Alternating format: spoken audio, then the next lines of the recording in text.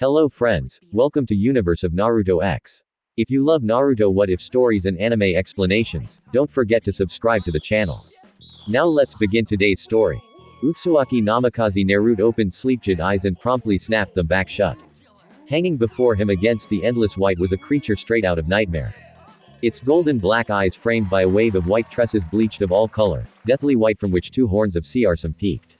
Palate, propellish, emaciated skin, ribs exposed beneath the robe.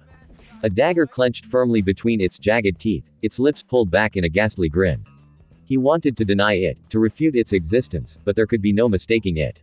Shinigami, do not close your eyes. Unbidden, the last Uzumaki watched his lids snap open, forcing him to regard the imposing apparition once more. A cold chill shot down his spine at the sight of the specter looming before him, one he quickly quelled. If he was going to hell, then he'd at least face his afterlife with dignity. Oh, it's you Rise, the Reaper Ind. Nar grunted, propping himself up on his elbows. So, he really was dead then. Funny, he'd always thought death would have hurt more. Not that his death had been painless, mind you. Using the Shaki Fujin to seal away Ma's soul had been anything but painless. He'd known there would be pain, that even should he succeed, nothing but hell awaited him in the afterlife. He'd known this from the beginning. It was a tenuous, desperate last reso. And although he'd failed to seal Obito in the bargain, he still considered it a victory. Honestly, it was still something of a miracle he'd even managed to get his hands on one of them at all. With the Jabe flinging menacing balls in nearly every direction, he considered himself lucky to have accomplished half of his mission at all. Even with an undead immortal body, nothing could have protected his immortal soul from being plucked from said body and sealed away. Granted, he'd lost an arm and a leg in the process, but a win was a win in his book. Utsuaki Naruto had left the world of the living knowing that while he may have failed to preserve the lives of his friends and family, he'd managed to take the man responsible for their deaths with him in the end. He could take some small solace in that fact at the very least. He was sorrowed to have lost so many with nothing to bring them back. If I could do it over again, the world as you know it is coming to an end, mortal. The Reaper droned on, dragging out each syllable with the deep double timbre befitting of an entity of its stature. You may have sealed the one known as Uchiha Madara, but his legacy lives on. Already there is an imbalance in the souls I have come to collect. Yours is among them. You think I don't know that? Nar allowed a single tear to slip from his eye to plink back into the white into oblivion. We failed. I failed. The war is over. We lost because they had failed. The Shinobi Alliance had been all but decimated. All but the Rakuge were dead. Moa might be gone, but Oito had likely gained possession of the remaining Bu by now, his own included. His only regret was that he hadn't been able to try and drag Obito with him to hell. That man deserved to burn in the ninth circle for the crimes he'd committed in the name of his so-called peace. Not that there was anything more to be done about it, if I had another chance. Even with Kurama's power, he wouldn't have been able to stand up to three Uchiha at once by himself. His one regret was that despite his best efforts to make it otherwise, his final sight before death had been that of Uchiha Obito, the last sound that of his determined growl that the Moon's Eye plan would come to fruition, no matter what he Naruto did, that he'd at most delayed peace by preventing the world from being cast under an infinite endless genjutsu. And Konoha. Konoha was gone. What more did the Reaper want from him? Unacceptable. Oh. Nar creaked open a broken iris regarding the specter of death with blank indifference. What does it matter if it's acceptable or not? They won. We lost. There's nothing I can do to change it now. So just let me croak already. Besides, it's not like I've got anything left to live for. Kakashi-sensei, Sakura-chan, Ba-chan, Neji, Hinata, Shikamaru, they're all dead. I already know I won't be joining them. You might as well devour it now. My soul, that is. The Shinigami stared at him for a long moment, as though weighing its decision. If it was going to eat him, he just wanted it to be over with already. But the Shinigami did not devour him. Instead, its gaze became aloof and distant as though it were peering at something many leagues in the distance. There is an imbalance. The Reaper repeated, I cannot allow this to stand. Inwardly, Naruto bit back a groan. He had a bad feeling about this. Can't allow what to stand. The Shinigami rounded on him with a hiss of breath. The Uchiha's genjutsu was its growling reply as it spun away from him. With so many under its spell, humanity no longer fears death, nor are there any souls left for me to reap. Unacceptable. This transgression shall not go unpunished. White robes whistled soundlessly as it wheeled around to face him again. Golden eyes ablaze. Mortal, what are you thinking in this instant? Hey, your thoughts. The Reaper repeated. I was thinking of Nar bristled, the rest of his sentence left unspoken. He'd been contemplating what he'd done wrong. What he could have corrected if he had a second chance, a fresh start, a second chance. At first, the Reaper didn't seem to register its words, its unholy eyes shrinking to mere pinpricks of brilliance. Suddenly, and without warning, it reached a clawed hand up to its hair and yanked down hard. Nar didn't have a chance to protest. He could only gag as his soul flowed from Reaper's mouth and into his own, pouring life back into his body. Sensation flooded his limbs as life returned to them, enabling his body to move properly as he wished. This one would ask a boon of you, mortal. Undo what has been done. Hey, I shall return to you the yin chakra of your tenant, bequeathed to me by your father. It decided after a moment's consideration. Be thankful. Before Naruto could protest, the Shinigami removed the knife from its mouth and without warning plunged it to the hilt in its stomach. Gore squirted out of the wound, wrenching Naruto's stomach from within, though the wound was not his own. What the hell are you doing? He gawped as the Shinigami dragged out a milky white substance from its stomach that looked Sinly-like. Was that a soul? Without a word, the Reaper drapped its essence across his prone form, suffusing his body in a warm glow from his head to his toes. He struggled to his feet, gulping as the Ninetales chakra flared about his body, only to vanish an instant later. He could feel the power of his tenant rushing through his veins. The only absence was its consciousness.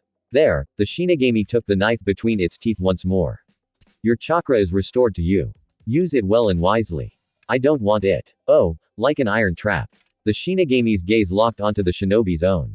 The sheer intensity of its stare, the sudden ice in its expression was enough to silence the blonde. Nothing moved, nothing at all. And then it spoke, voice black as pitch, eyes cold as the coldest winter. Your soul is already in my domain, mortal. The Shinigami rumbled. It is now mine to do with as I please. You have no say in the matter. Regarding that, you will require more than just the chakra of your tenant to succeed in your mission. Much more. Naruto felt his stomach twist in disgust and revulsion as the Reaper plunged a long-fingered hand deep into the gaping wound in its stomach, driving its arm to the elbow as it sought something within its inerts. Naruto looked away, unable to bear such a sight. Rather, he tried. Something in those golden black orbs riveted him, forcing him to look on as the Shinigami finally found what it sought. Abruptly, it stilled, its cold eyes locking upon Nar. Prepare yourself. Prepare myself for WHAAARGH. Nar cried out in pain and surprise as the scalding liquid struck his eyes, searing itself into his retina. He doubled over in utter agony. It felt like someone had plunged burning brand into both his eyes. They burned. Oh dear Kami, did they burn? You. What the hell did you just do? He glowered at the Shinigami. Or at least what he thought was the Shinigami. Everything was so blurry he could barely make out coherent shapes.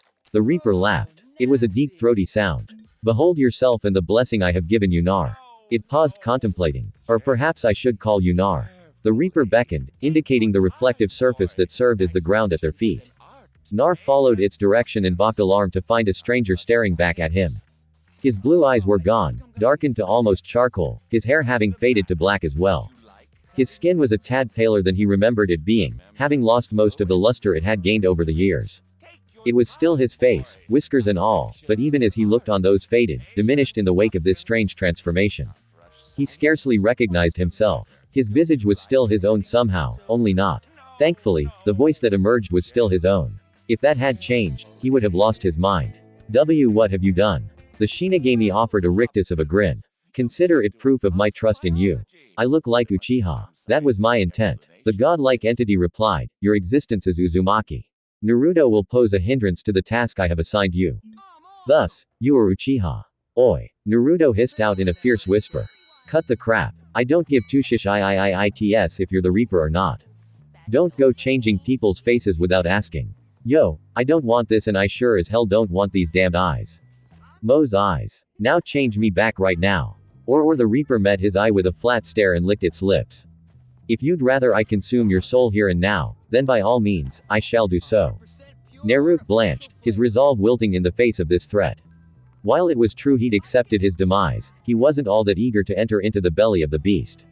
If there was something, anything he could do to right the wrongs made by Moa and his twisted ideals, he should jump at the chance, right?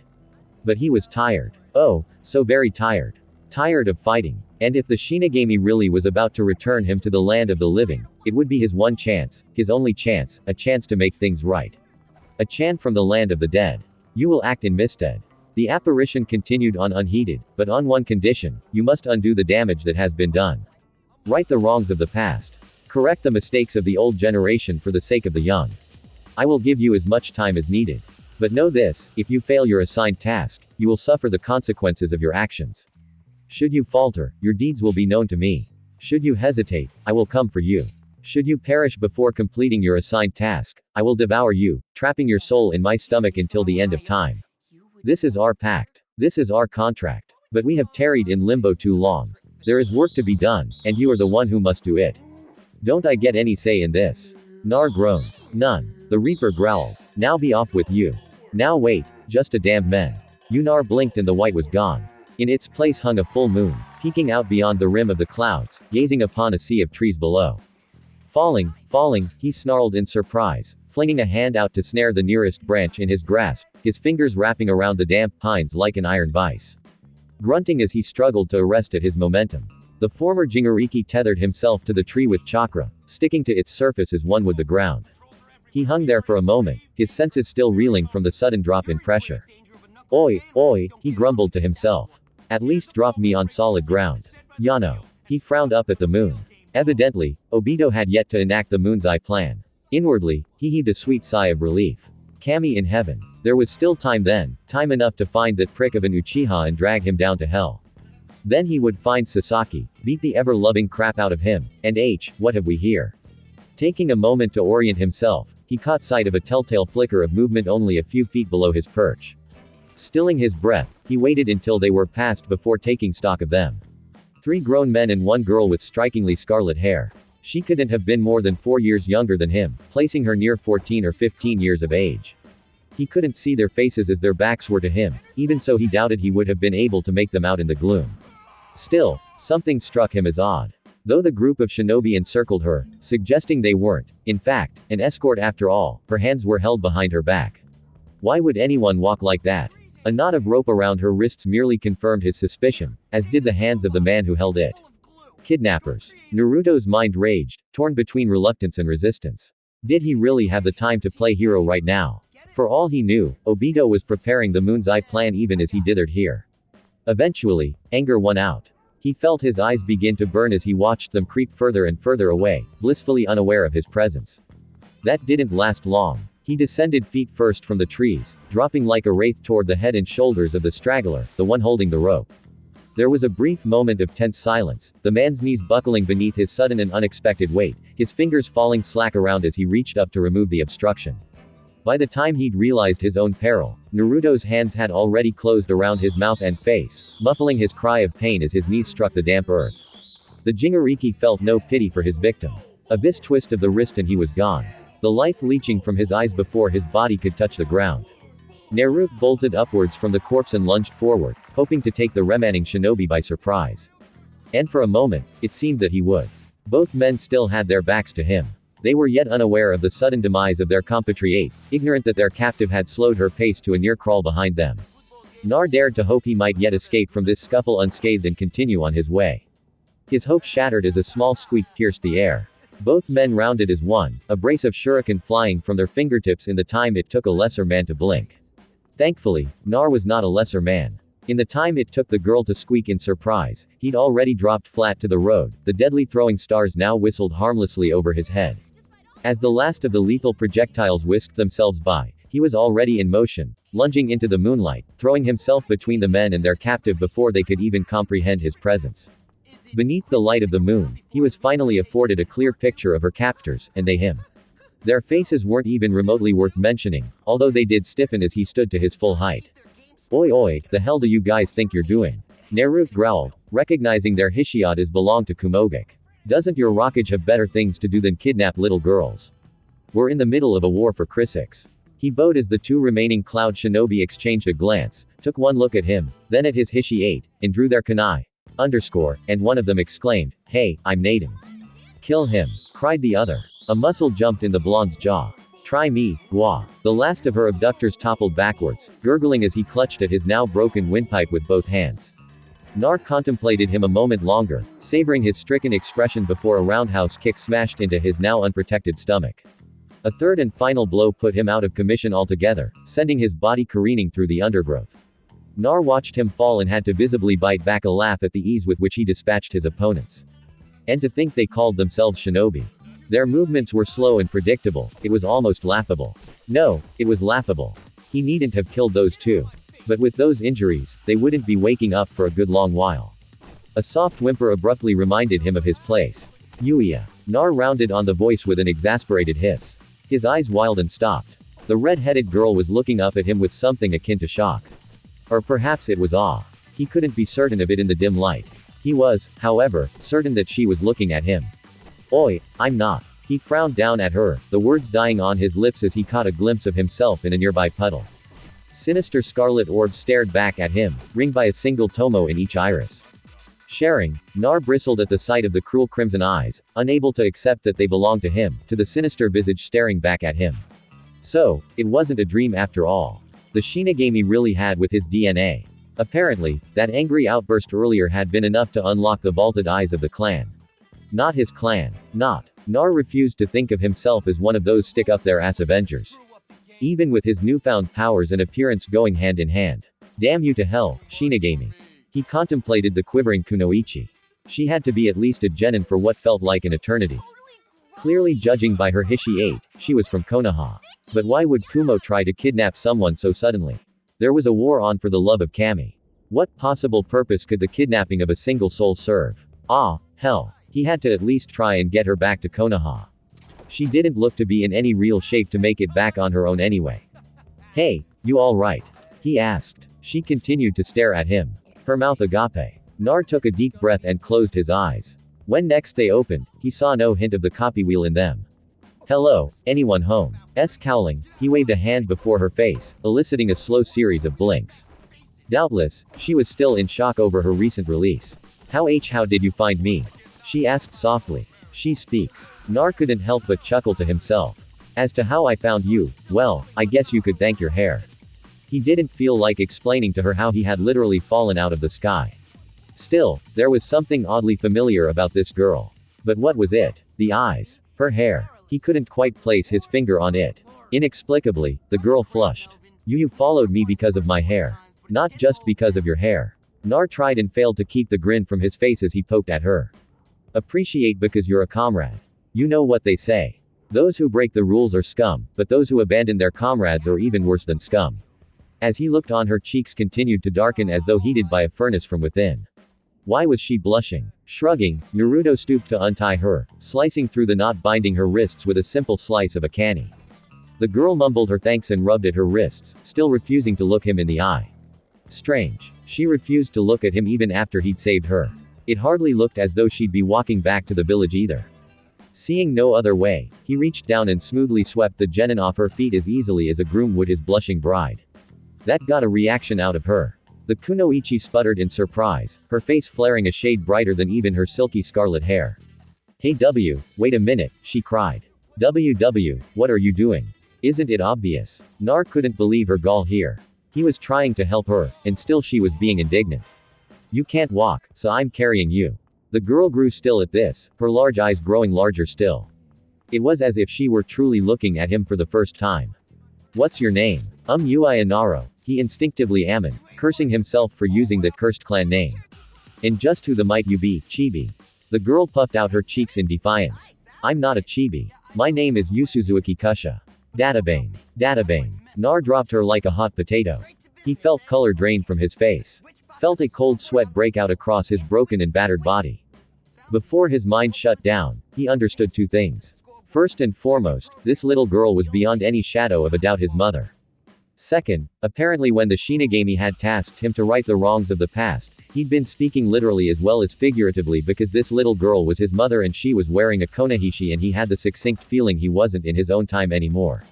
Oh dear Kami, hey, are you alright? The girl who would one day become his mother asked, you're looking kind of pale. And what did Nar do upon realizing this? You ask. Great Scott. Why? He fainted, of course. Nar bolted upright with a startled snarl, eyes blazing, fingers wrapping around the first thing within reach and dragging it forward. A tiny feminine E sounded somewhere off to his right, plucking him from the last vestiges of his nightmares at last second, 1 second too late.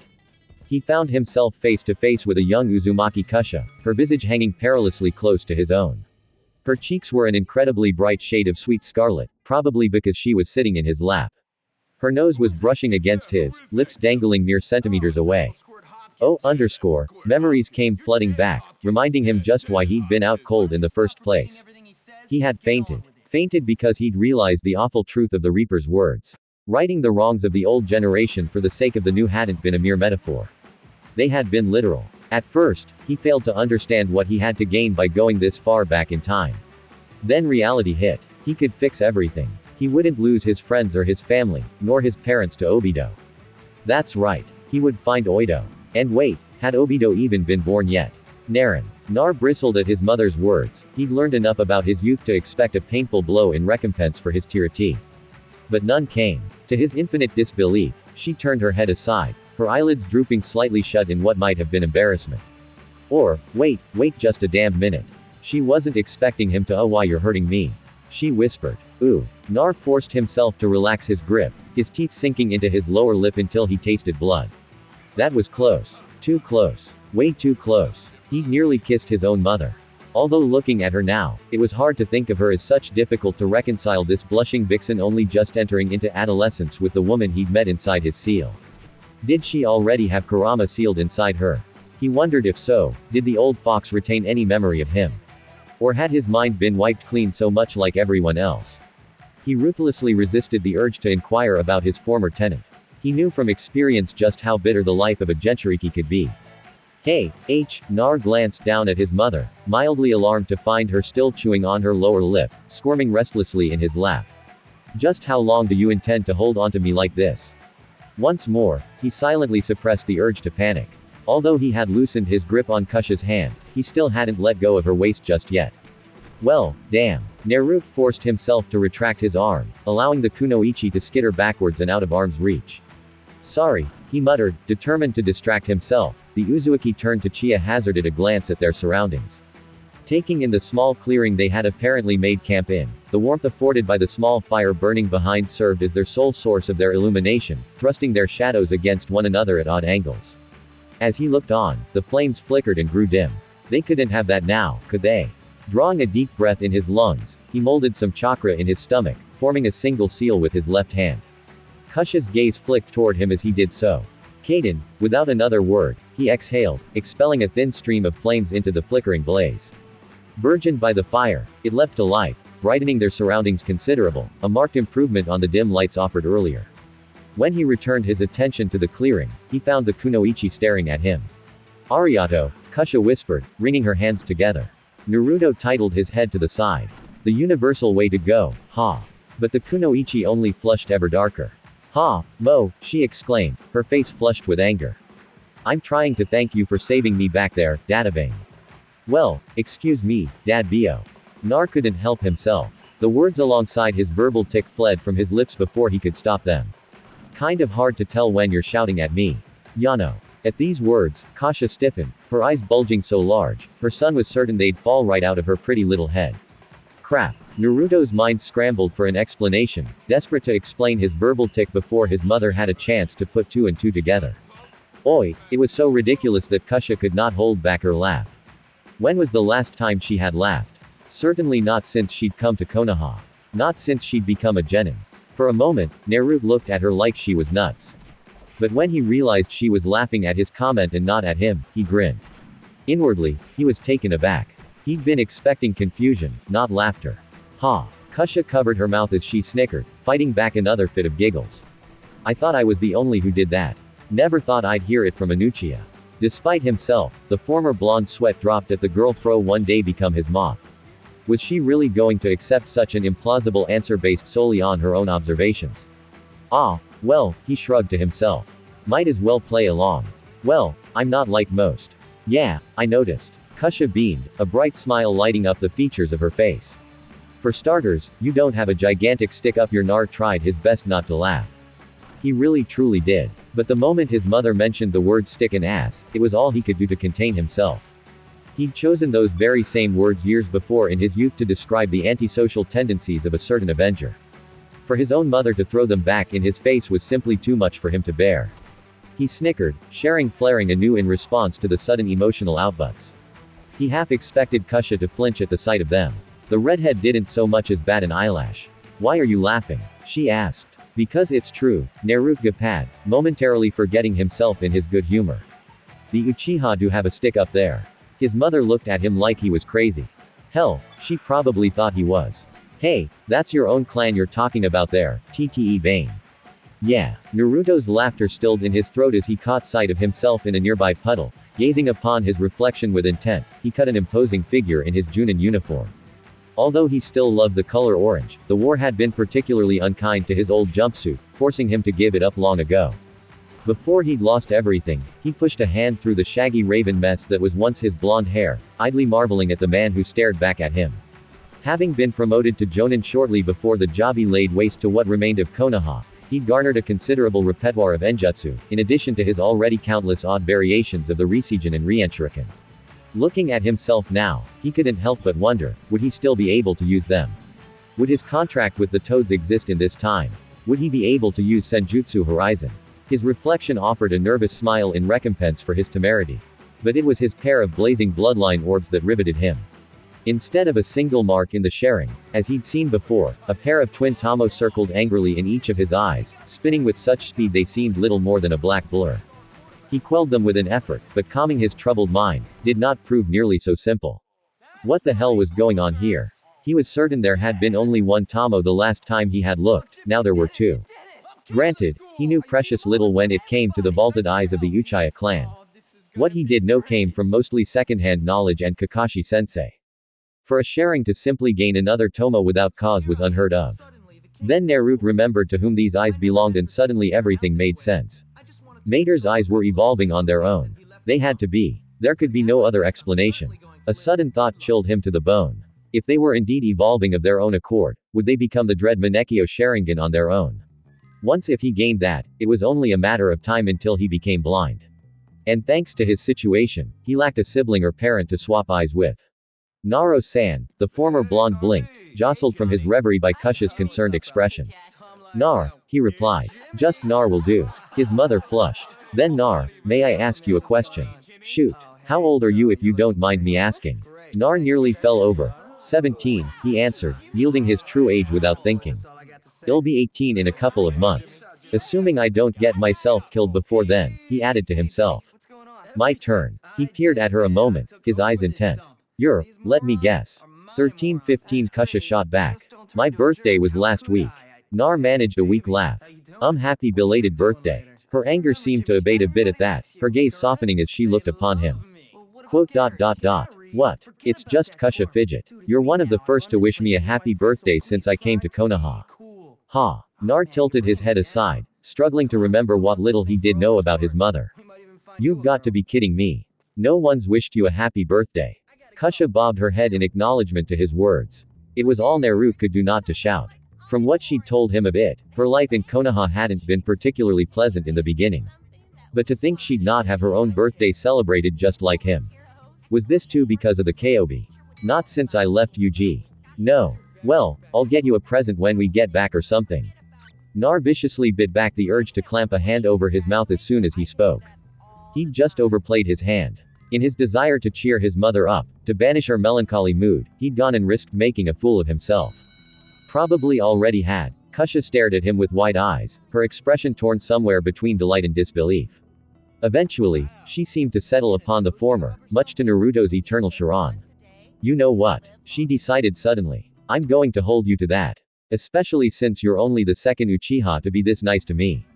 Who was the first? He wondered aloud. Makoto-chan. Kusha brightened as soon as she uttered the name. She's my best friend. You'd probably like her, Makoto. Something stirred in Naruto's memory at the mention of that name. He couldn't quite put his finger on it. Hadn't he heard that one somewhere before? Surely he had. Well, if the name was that important, then he'd remember it sooner or later. Say, Naren, yeah, can I ask you something else? What is this 20 questions? Nar laughed lightly. It was so damnably strange talking to a younger version of his mother. That didn't mean he wasn't enjoying himself, though. After the horrors he'd endured with the Fourth Shinobi War, it was a welcome relief.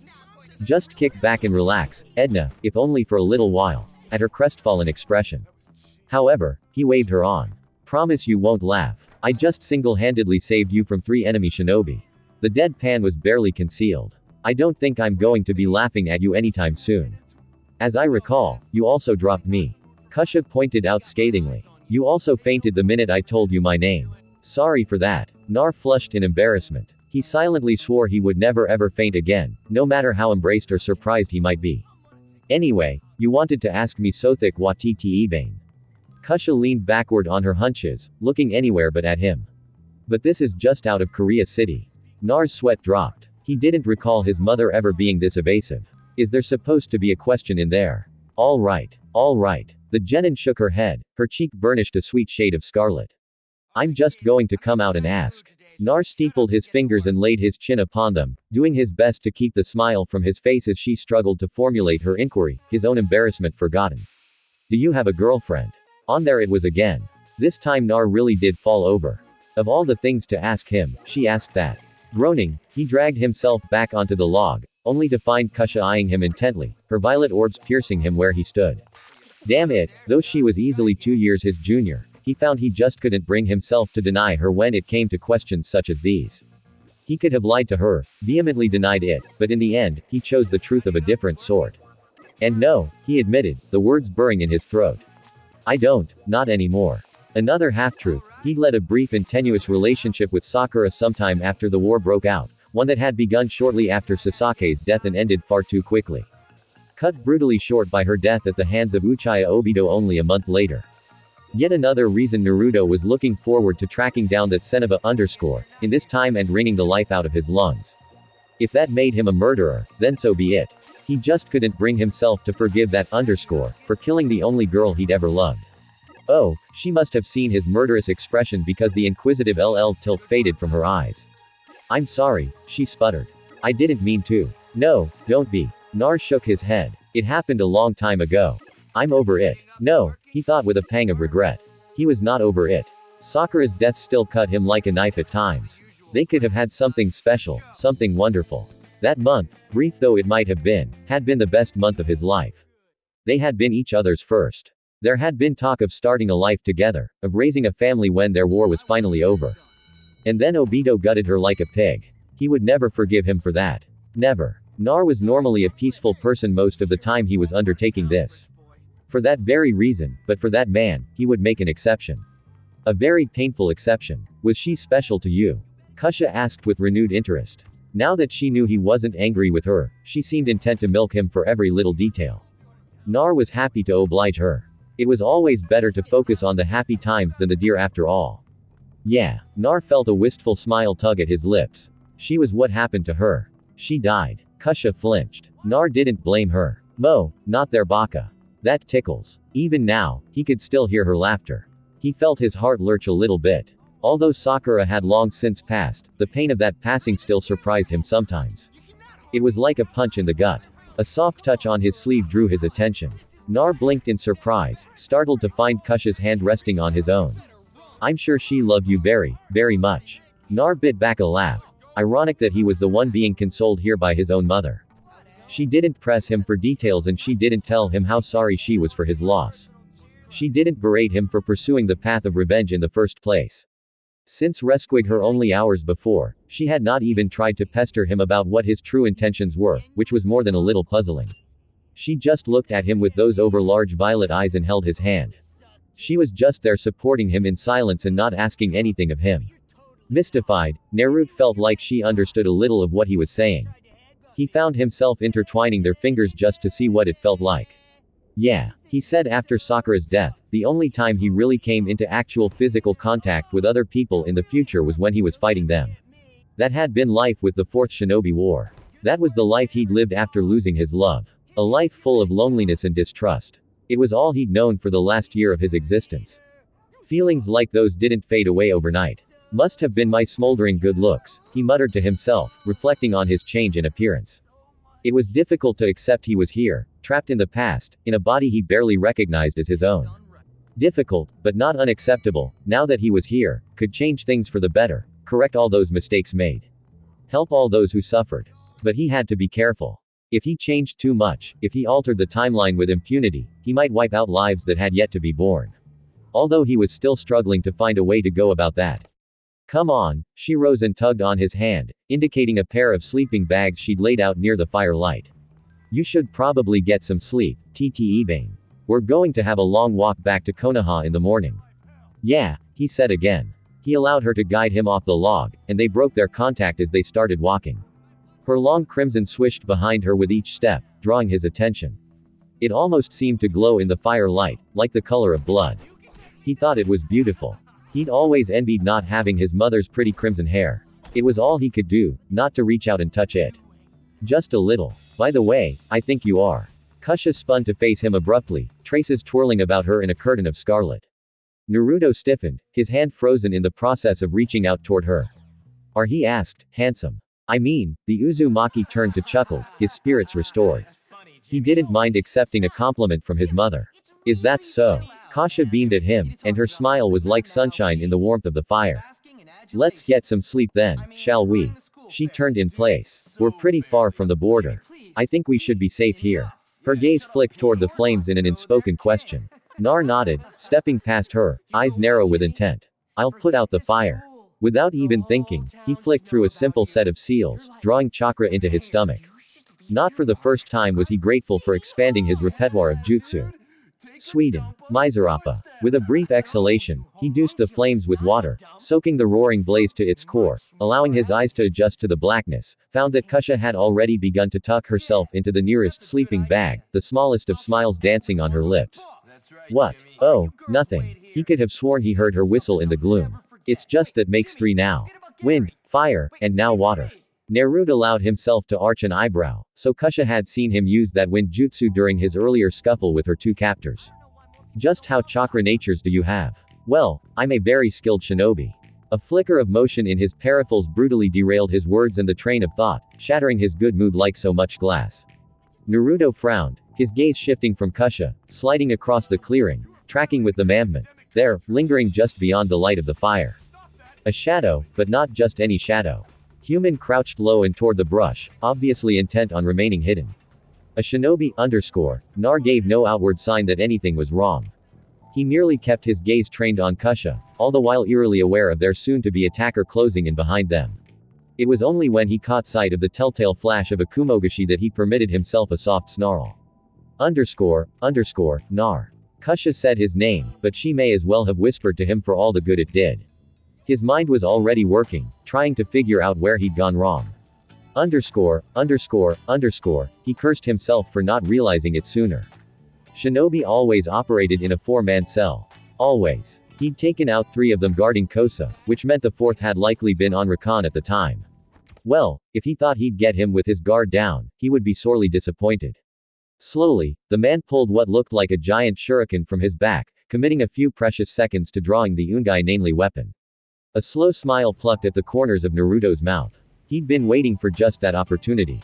Gotcha. In the time it took the man to position the weapon, the former genin had already closed the distance between them. A faint draw upon what remained of the Kobi's chakra was more than enough. Akanai slid down his sleeve and into his awaiting hand, thrust forward now into the stomach of the stunned shinobi. Are there any more of you? Nar hissed as he watched the light leave the man's eyes. Answer me. His target sneered, lips quirking in a triumphant smile. Fool. To the blonde's infinite dismay, the man vanished in a plume of smoke, leaving a harmless log behind. Substitution. Even as he registered the feint, the dull buzz of a thrown shuriken reached his ears, resounding louder and louder with each passing second. Kusha's scream ripped through his ears like a knife. Kusha, she was their target. There was no time to think, only for reaction. Nar forcibly drew upon Kurama's chakra once more, willing the golden cloak to enfold his body, augmenting his already ananane speed.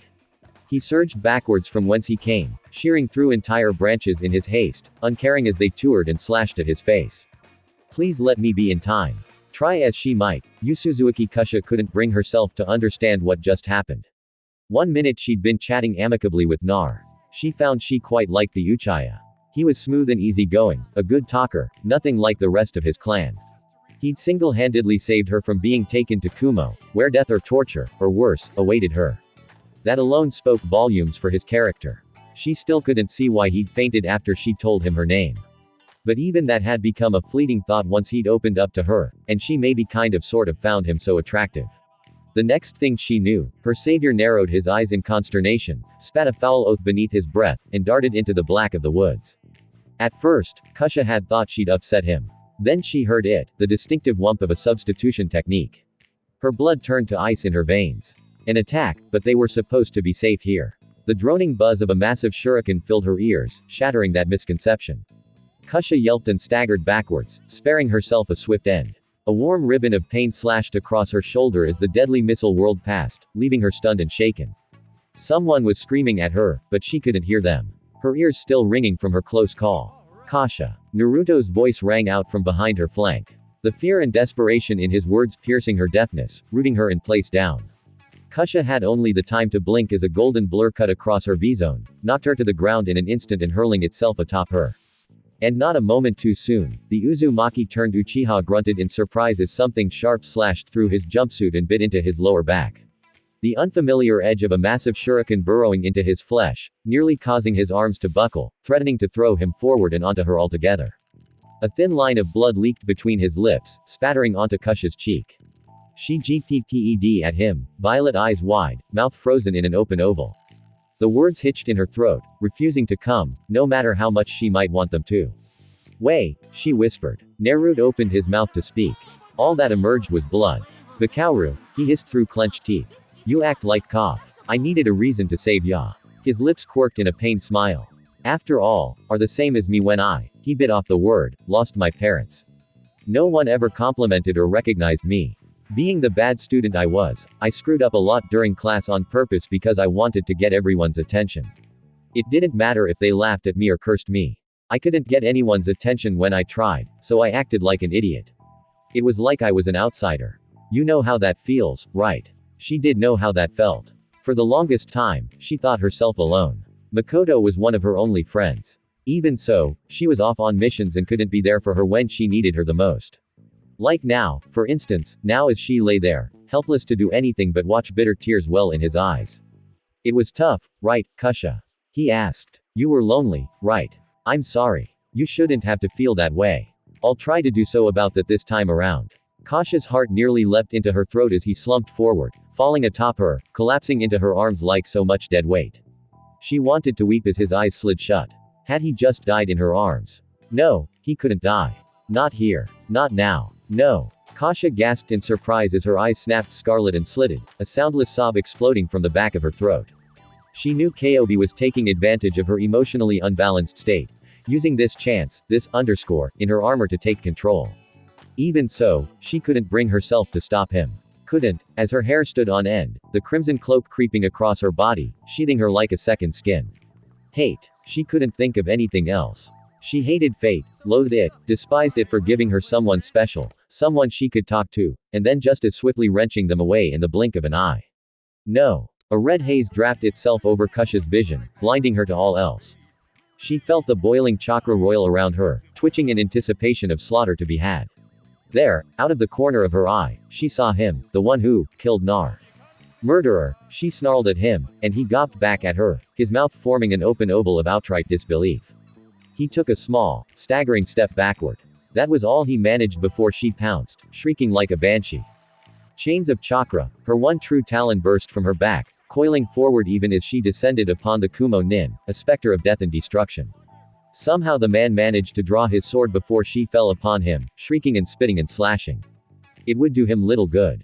She felt cold steel bite into her cheek, but once before her chain seized upon it and ripped it from his grasp, leaving him open for her fingers now claws to rip through his white vest and into his stomach.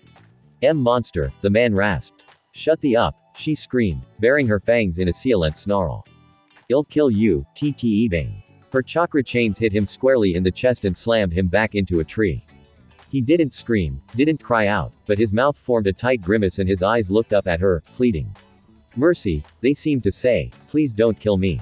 Kusha wasn't feeling merciful. Her chains thrust deeper, driving through flesh and bone, pinning him to the bark of the tree, skewering his body. She held him under the arms and looked into those eyes and watched the life drain out of them. Memories of loneliness flooded her, and she felt the rage rise. Alone. She was alone again. The one person who had saved her, the only individual who'd shown her that smile was no longer with her. He was gone. And it was this one's fault. Something inside Kusha twisted at the realization. She raised a clawed hand, intent on carving up the Kumon's corpse. She would slaughter him, tear him to pieces. A hand closed around her wrist, heedless of the scalding chakra searing into their skin. Kusha rounded on them, ready to cut down her attacker. Instead, she jerked back as if she'd been burned. Nar. She found the Uchiha looming over her, peering down at her with intense sharing blazing into her crimson orbs. Scarlet met Scarlet, and the latter yielded. Relief flooded her like a wave, obliterating the rage before it had any chance to mount any sort of counterattack. Bereft of a means to control her any longer, Caleb's chakra dissipated, evaporating around her like so much steam. He's dead, the Uchiha rumbled. No need to carve up his corpse. Kusha's eyes widened. She had not been expecting this at all. But I thought I was dead. Nar arched an eyebrow. The corners of his mouth lifted, quirking into a wry grin. Sorry, but I won't die that easily. He was alive, but his wound she'd thought. Baka, she sobbed, her fists curling feebly against his chest. Baka baka baka, I thought you died. Thought you were dead. NRG. Nar doubled over in her embrace with a groan, touching a hand to his back. His hand came away covered with blood. You're hurt. It's just a flesh wound. He chuckled, waving her concerns aside. Don't worry, I'll heal. What do you mean you'll shush? He hushed her. Let me have a look at you. Nar was painfully aware of what he'd done in saving Kosa a second time. He'd unknowingly mirrored the actions of Iruka-sensei. But it was the truth. His mother was the Jingariki of the Kobe before him. She had already suffered torment before it was sealed inside her. He felt a touch of guilt at figning his death back there, but he'd had no choice. That shuriken had been coated with poison. It had taken time and a sizable portion of Kurama's chakra to purge it from his system. But now he knew for certain. He need no longer ask Kosa Uzumaki if she was currently the container of the Nine Tails. Now he knew. You saw that, huh? She seemed almost sheepish. I did. Nar could already feel his back wound closing. Evidently, he'd retained his tenant's regenerative properties. His hand, however, proved to be another matter. He'd grabbed onto Kusha whilst she was wrapped up in Kurama's chakra. That one wouldn't be healing anytime soon. But that was neither here nor there. He'd expunged the poison from his system. He had to make certain Kusha been able to do the same. Slowly, so as not to startle before. Hold still, he placed a hand to her cheek, another to her shoulder, his palms radiating green light. You've been poisoned. I need to draw out the venom. Sakura had, at his insistence, taught him some of her medical enjutsu. He absolutely sucked at it most of the time, and it drained his chakra like no tomorrow. But he at least knew enough to safely neutralize foreign toxins. She squirmed once she saw the ravaged state of his hand, but complied all the same. Do you hate me? She whispered as he tended her wounds. Her words were soft forlorn. He would hate her just like everyone else did. Everyone except Makoto, and even she didn't know the truth. What's this all of a sudden? You saw it. Kusha pantomimed a gesture at her stomach, unable to quell the hopelessness starting to swell inside of her. What I have inside me? I'm a monster. Hey, she cried out in surprise as the Uchiha seized her by the shoulders and shook her roughly. His cold black eyes were dyed with chakra, flaring the distinctive crimson color of his clan. His chakra. It felt cold, like she was looking at someone else, staring into the eye of a complete and total stranger. His tomo entranced her, spiraling hypnotically before her face, little more than a blur before her eyes. He gripped her tighter still, shoved his visage dangerously close to hers. Never, he hissed, words rough with anger. Call yourself that again. But I, never, Nar growled. His tone left no room for argument. Why the hell would I hate you for something you're not?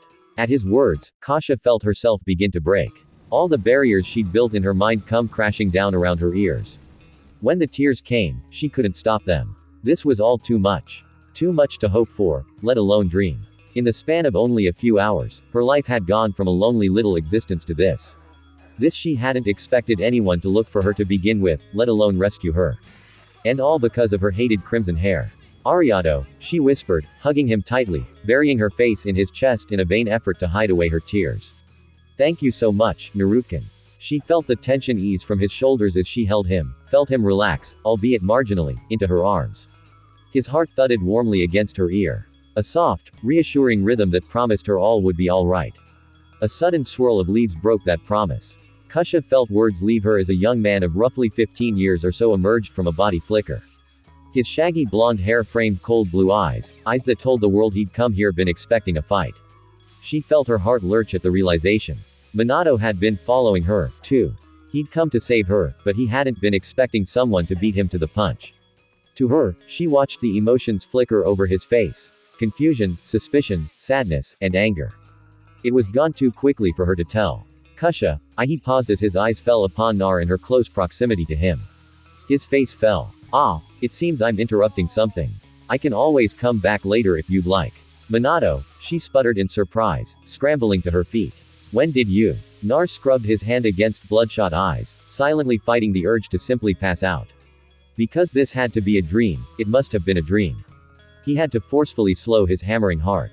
Both his mother and father were standing before him, arguing. It took everything he had not to embrace them on the spot. He chose to maintain his silence as the pair conversed. Kusha explaining all that happened between Naruto's arrival and Minato's. When she finished, I don't think we've met. His father smiled WLY, extending a hand. I'm Minato Nar. He clasped the youth's hand and shook, not trusting himself to give away his true surname. Not at the moment. Uchiha Naria. Minato's head tilted to the side slightly. I thought you looked familiar. Familiar. You must be mistaken. Nar put on his best poker face. I've never seen you before in my life. No, I'm sure I've seen you somewhere before. Minato argued. Look, I don't know what you're talking about. Nar emphasized with a shake of the head. Minato, will you stop arguing with him? Bang. Kusha snapped at the both of them. Nar saved my life. So stop pestering him. Both boys bristled, but for entirely different reasons, though they each knew better than to risk the wrath of raging redhead. Minato seemed more hurt by it than anything else. Nar simply sighed in disbelief. He was amazed with his own ability to keep a mostly straight face upon seeing his mother and father. If he hadn't met them previously in his mindscape, he probably would have been acting like total fanboy right at the moment. Thankfully, he had grown up in leaps and bounds during the course of the war and knew how to keep a straight face when he really needed to. It was perhaps a bit easier to deal with than it would have been otherwise, considering he was currently older than his future father and mother. Of course, his screwed-up DNA probably kept them from recognizing the similarity, too. Shall we move on? He indicated the horizon. The sun was just now beginning to rise. It looks like we won't be getting much sleep after all. The next afternoon, as they reached the gates, Naruto nearly face-palmed from frustration. The return trip had been fairly uneventful. Therein lay the problem. He'd felt his father's eyes boring into his back for most of the way, and while the two of them remained pleasant with one another, he couldn't help but wonder if he'd done something to irk him. Kusha, on the other hand, practically glowed. She'd kept him occupied the entire length of their travels and such, proving a welcome distraction and conversation. It was almost like having a little sister. While he knew rescuing Kusha had been the right decision, he still wondered if he should have waited for his father or someone else to swoop in and save the day. He'd acted recklessly and without thinking and possibly already altered events beyond his control. But no, his true frustration stemmed from the keen look both guards were giving him at the gate. Clearly, they recognized Minato and Kosa, but Naruto, not so much. And well, within good reason. He'd been so wrapped up in his plans to change the future that he'd failed to recognize a fatal flaw in the present. Naruto did not exist in Konoha. To make matters worse, he was still wearing his old Hishiot. If someone were to stop him and ask who he was, if someone did not recognize him, he was toast already. Kusha must have seen him squirm somehow because he felt her gaze fall upon him. I didn't exactly have time to ask for permission when I went after you. He whispered, lying through his teeth and scrubbing at the back of his head with a hand. It was kind of a rush job. The kunoichi's cheeks promptly swelled a scintillating shade of scarlet.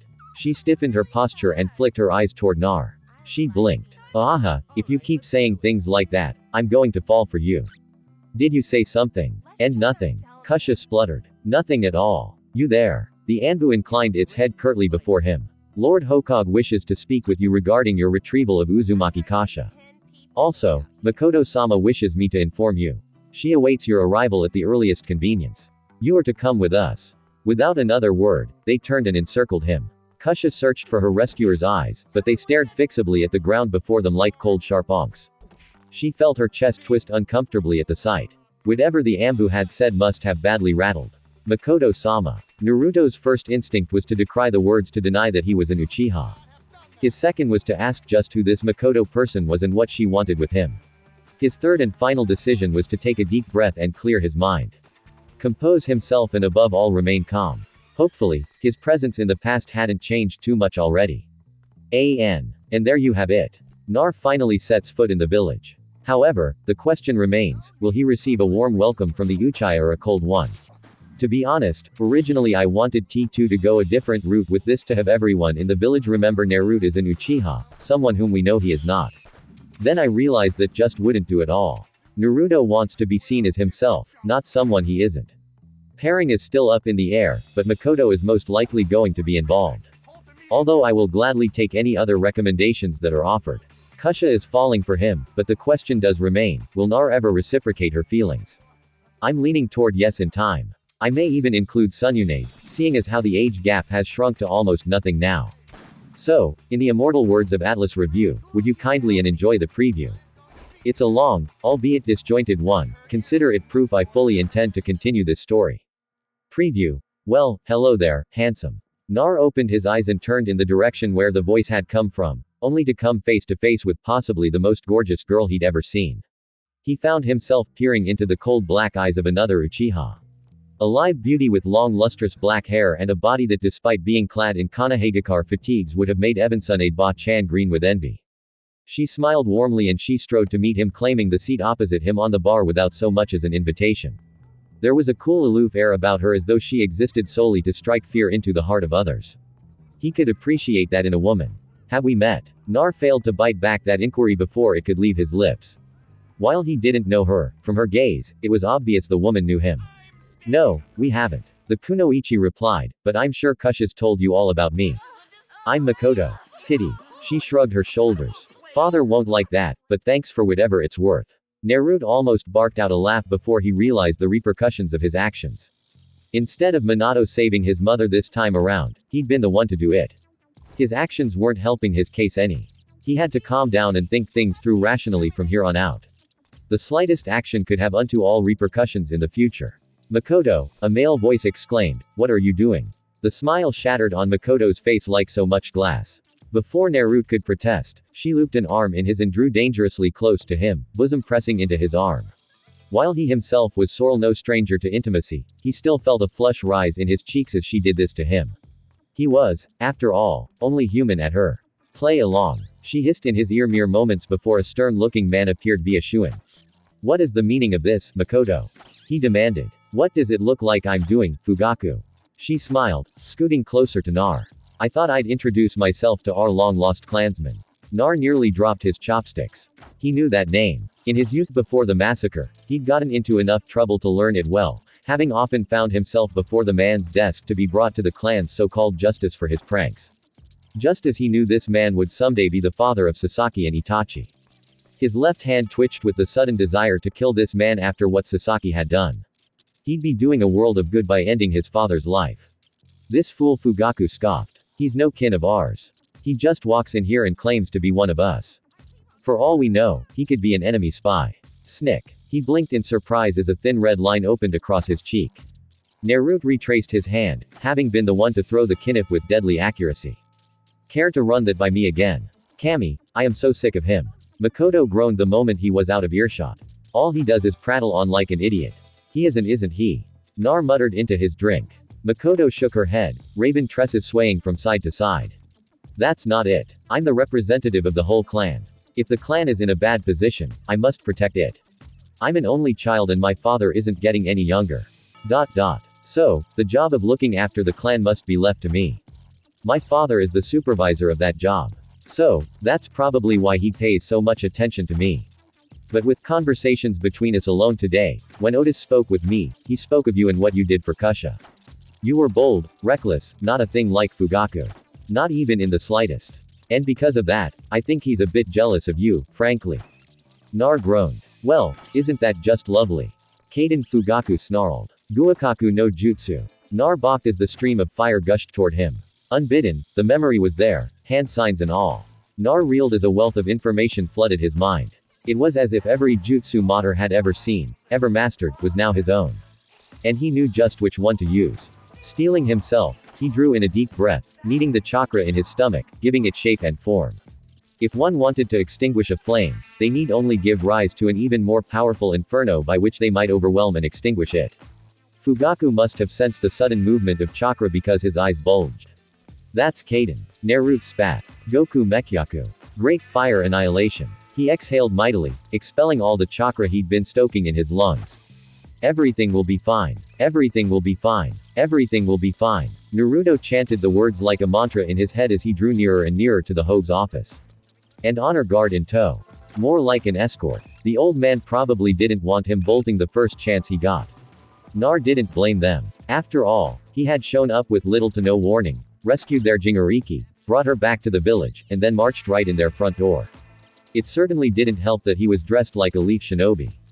Kami, he was going to have fun explaining that one. Even more so, his newfound appearance. On one hand, he could simply have them bring in a Yamanaka Wasi around at this point to examine his mind and memories. On the other hand, Naruto wasn't all that certain he wanted to reveal whether he was from the future just yet. Already, his presence here had far-reaching complications. He was painfully aware just how incredibly he might have things up between his parents by rescuing Kusha before Minato had a chance to intervene. But that was why he was here, wasn't it? To change things, prevent the future from ever coming to pass. Not if you erase yourself from existence in the process. Bakayuru. His common sense smacked him upside the head. Nar cringed at the thought. Although it also made him wonder what would have happened if his mother and father never got together to begin with. Well, he wouldn't exist for starters. And if he never existed, then Obito never attacked the leaf. And if Obito never attacked the leaf arc, major headache. Nar frowned, his pace slowing almost imperceptibly as he mulled the matter over. His guards didn't like that. Not one bit. Keep moving, outsider. One of the Andu elbowed him in the back, forcing him to keep up. Nar bit back a growl and valiantly fought the urge to resend the man and the rest of his squad into a nearby wall. Oh, and it would have been so easy, too. But if he pulled a stunt like that now, he was liable to get himself thrown out of the village before he even had a chance to explain why he was here. And just how am I going to explain that anyway? He wondered. He did his best as they drew close, mentally preparing himself for what lay on the other side.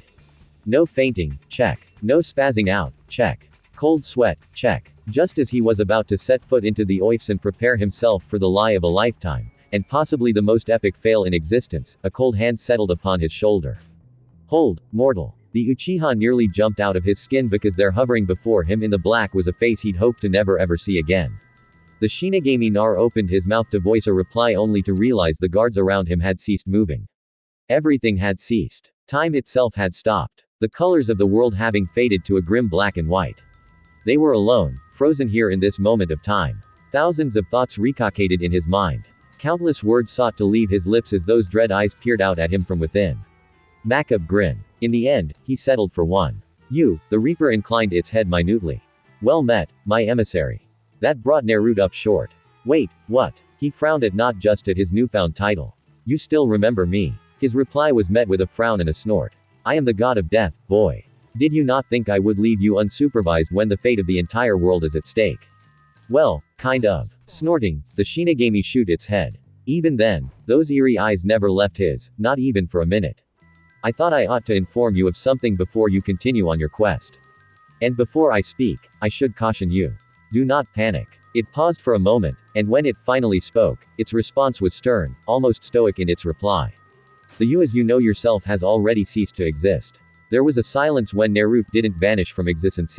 See a low growl left his lips. You want to run that by me again, buddy? Silence. The Reaper reprimanded, its tone strident. By altering your DNA, you no longer exist as Usuzuki Naruto. Rather, you are an UIHA.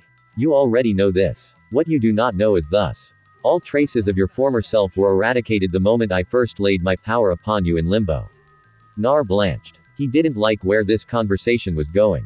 Please tell me that doesn't mean what I think it means. Shinigami nodded. The old you may yet still be born in this timeline, but any effect his existence might have had upon you has been nullified, my emissary.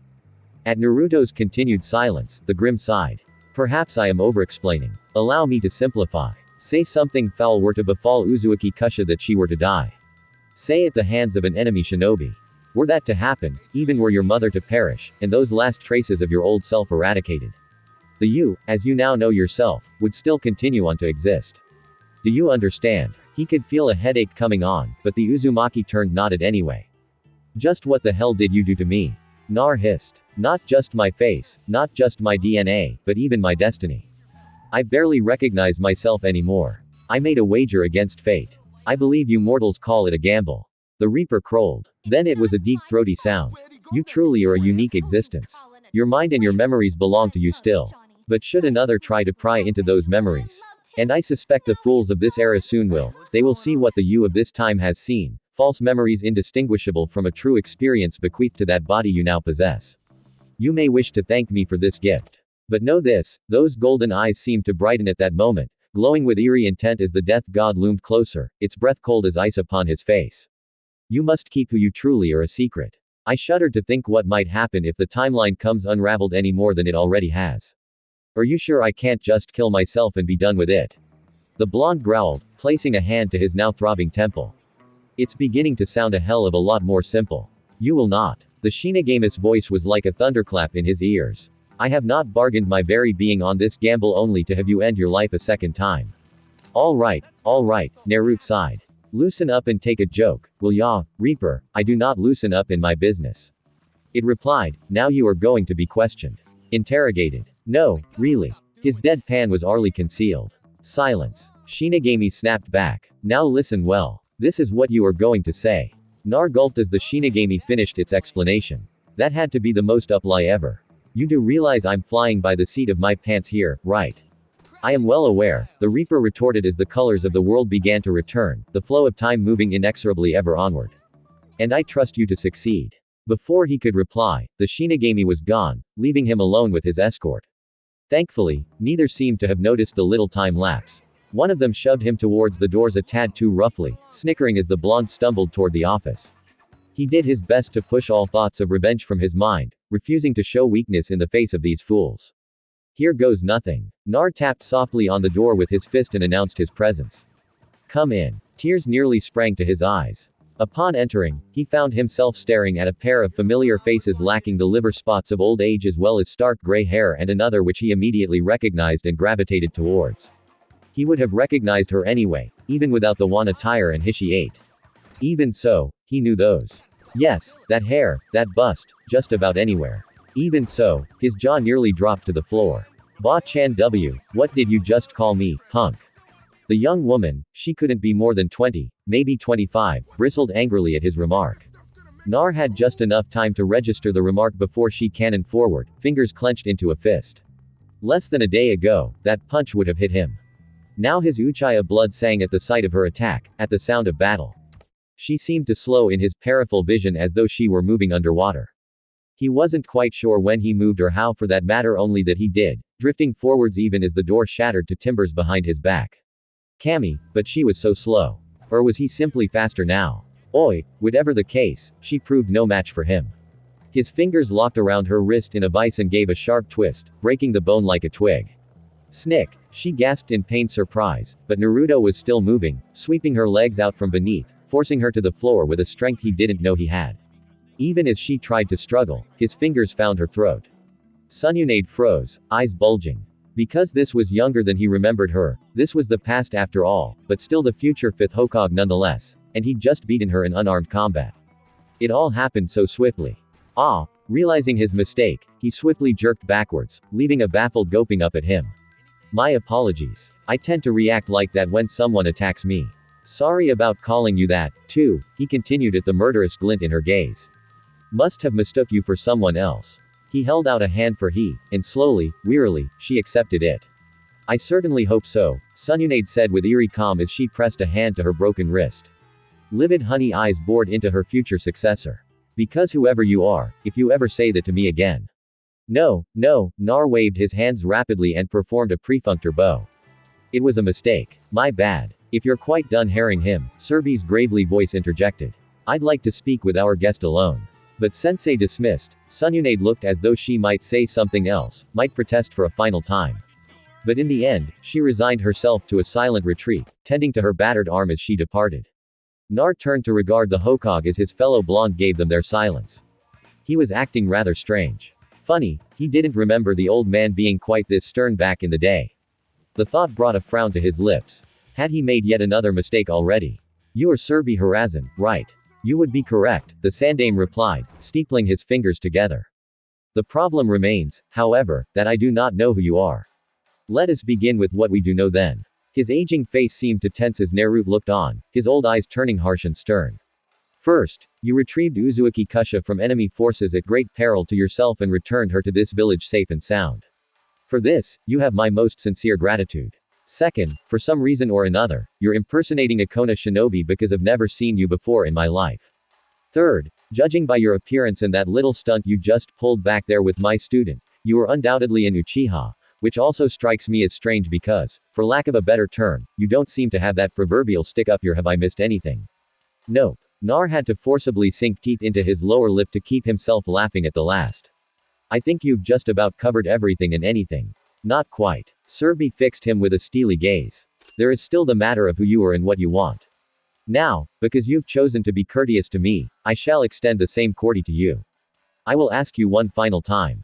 Who are you? Naruto dithered a moment longer, wondering just how much he ought to reveal. He'd already altered events by saving his mother, who was to say what would happen if he revealed he was from the future. Slowly, the Junin opened his eyes, letting the gathered teardrops run down the side of his face towards his ears. Just what the hell was he going to do? Even if they did believe his story, there was no way in hell they'd accept his change in appraise. At the least, they'd throw him in a mental hospital. At worst, they'd condemn him to death. The Shinigami's explanation rang through his mind once more. This is what you are going to say. He felt his eyes begin to burn again. He knew what answer he had to give. Do you know the name Uchiha Mater? There was a silence. When the third next spoke, there was an audible edge to his words. Surely, you're not claiming to be PH. Naruto snorted and waved the Sandame's concerns aside. There could be no taking his words back now. The only way out was forward. Of course, I'm not Moa. I'd have to be like 100 years old. Much to his own consternation, he steeled himself, drew a deep breath, and continued the lie, continued to weave this fine, delicate tapestry of falsehood. I'm his descendant. What did I stutter? Nar forced a tuft of arrogance into his voice. Easy enough when you knew someone like Sasaki and watched the words work their magic. Uchiha Madara is my grandfather. I am of his blood. Must I demonstrate myself further? Serbi paused and promptly crossed himself twice. Nar watched a myriad of emotions flicker across his face. A descendant of that man standing here before them. Now that he looked, the man did bear a passing resemblance to the legendary Uchiha. But no, that couldn't be possible. Madara didn't have any descendants unless he'd fathered a child before being slain by Hashiyama in the Valley of End. And if he had, if such a child had grown and produced yet another child, he slammed the lid shut on that train of thought before it could consume him. I'm afraid I'll need more proof than your word. See is believing after all. Nar sighed and released chakra into his cold black eyes, awakening the bloodline bestowed upon him. Saratobi stiffened as the Sharingan abruptly emerged, its triple tomo swirling fire angrily in each eye. Naruto bit back a grimace of his own once he beheld his reflection in the Sandame's slate-gray stare. Moa's eyes were still evolving rapidly. Would he unlock the Mangekyo at this rate and lose his eyesight before he could accomplish his goal? He hoped not. Those eyes visibly swallowed as though he'd seen something in them Naruto had not. I see. Gathering himself up with an effort, he forced himself back to the table once more. Why have you come here then after all this time? Surely you could have left Kusha at the gate. I mean, at Naruto's thunderous expression, he was quick to ammon himself. You must have had a life outside these walls. My father recently passed on. Another lie. But before he did, he told me that Aliha were welcome here. And as I find myself growing lonely, I decided to stay. Is that a problem? Not at all. Saratobi seemed to welcome this change of topic with open arms. If you wish to come into the hidden leaf, that can be arranged. But on to other matters. Where did you get the headband? He asked this. Nar pretended to consider the Hishi 8 for a moment. It was passed down to me. A trophy of sorts. I'll have to have someone validate that. A small smile etched across his visage like a crack scrawling across stone. But if you're telling the truth, I'd be more than willing to welcome you into our village. He rose out of his chair and pulled up a seat. You may wish to make yourself comfortable then, stranger. You may be here quite a while. My name is Nar. At last, he thought to himself, some truth, Nar. Then, Serbi confirmed. I'll have someone come by to collect you shortly. As you wish, Nar replied slowly, choosing his words with the utmost of care. Send a Yamanaka to pick my brain.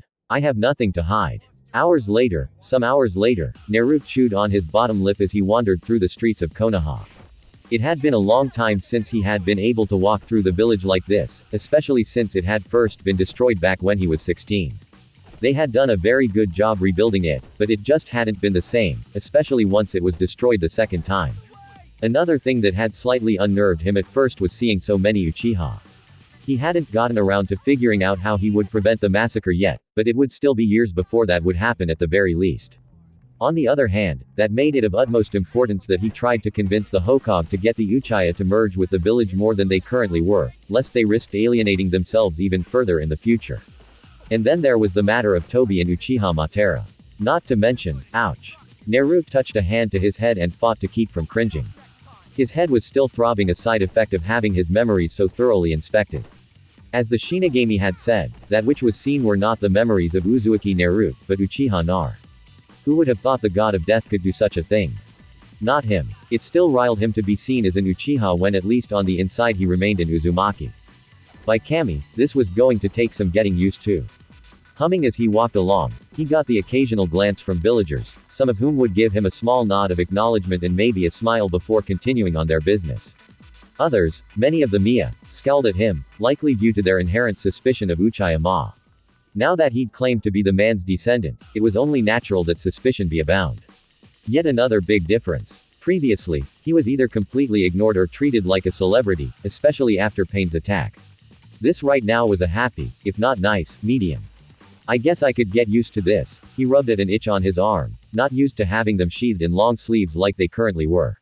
The Hokage had gotten him a small apartment to use and a few sets of standard Jonin clothing along with a few sleeveless vests and the standard Jonin jacket. The outfit was similar to that which most Andu wore, but he currently didn't have a mask or armed guards. That lofty station was well beyond his reach at present. After all, he'd only just been allowed into the village after the Hokage revealed him to half the damn populace, and he was fairly certain his goals didn't include joining the infamous Black Ops anytime soon. As for now, he'd be more than happy with a warm meal of ramen. The scent of it caught his nose, causing his head to snap back around. He spun about, seeking its source. There, standing in all its early glory. Ikyaku ramen, one miso ramen, please. It was all he could do to keep the grin from his face as he rushed inside and took a seat. All his strength was focused on preventing his knees from knocking together as he awaited his long-favored treat. The chef took his order and ducked back behind the curtain, leaving the Uzumaki turned to Chia to wait impatiently for his food. Seconds passed. Then minutes. Finally, just as he was about to check on him, a voice prickled at his ear. Well, hello there, handsome. Nar opened his eyes and turned in the direction where the voice had come from, only to come face to face with possibly the most gorgeous girl he'd ever seen. He found himself peering into the cold black eyes of another Uchiha. A live beauty with long lustrous black hair and a body that despite being clad in Konohage fatigues would have made even Ba-chan green with envy. She smiled warmly as she strode to meet him, claiming the seat opposite him on the bar without so much as an invitation. There was a cool aloof air about her as though she existed solely to strike fear into the heart of others. He could appreciate it in a woman, but there was something about this one that instantly put him on guard. Dangerous. Have we met? Nar failed to bite back that inquiry before it could leave his lips. While he didn't know her, from her gaze, it was obvious the woman knew him. No, we haven't, the kunoichi replied. But I'm sure Kasha's told you all about me. Quote, I'm Makoto, she continued, pausing, peering at him. I honestly have no idea who you are. Nar shook his head. Pity. She rolled her shoulders. Father won't like that, but thanks for being polite. For whatever it's worth. That aside, I understand I have you to thank for saving my best friend earlier. Nar almost barked out a laugh before he realized the repercussions of his actions. Instead of Minato saving his mother this time around, he'd been the one to do it. His actions weren't helping his case any. He had to calm down and think things through rationally from here on out. The slightest action could have untold repercussions in the future. As a matter of fact, Makoto, a male voice exclaimed, cutting him off. There you are. The smile shattered on Makoto's face like so much glass. Before Naruto could protest, she looped an arm in his and drew dangerously close to him, bosom pressing into his arm. While he himself was no stranger to intimacy, he still felt a flush rise in his cheeks as she did this to him.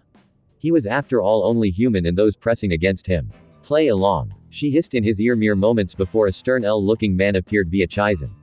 Once again, Naro felt that faint sense of deja vu. He'd seen this man somewhere before. But where? What is the meaning of this? Makoto. The man demanded. What are you doing? What does it look like I'm doing, Fugaku? She smiled, scooting closer to Nar. I thought I'd introduce myself to our long-lost clansman. Nar nearly dropped his chopsticks. He knew that name. In his youth before the massacre, he'd gotten into enough trouble to learn it well, having often found himself before the man's desk to be brought to the clan's so-called justice for his pranks. Just as he knew this man would someday be the father of Sasaki and Itachi. His left hand twitched with the sudden desire to kill this man after what Sasaki had done. He'd be doing a world of good by ending his father's life. This Fulaku scoffed, scowling at Naruto. He's no kin of ours.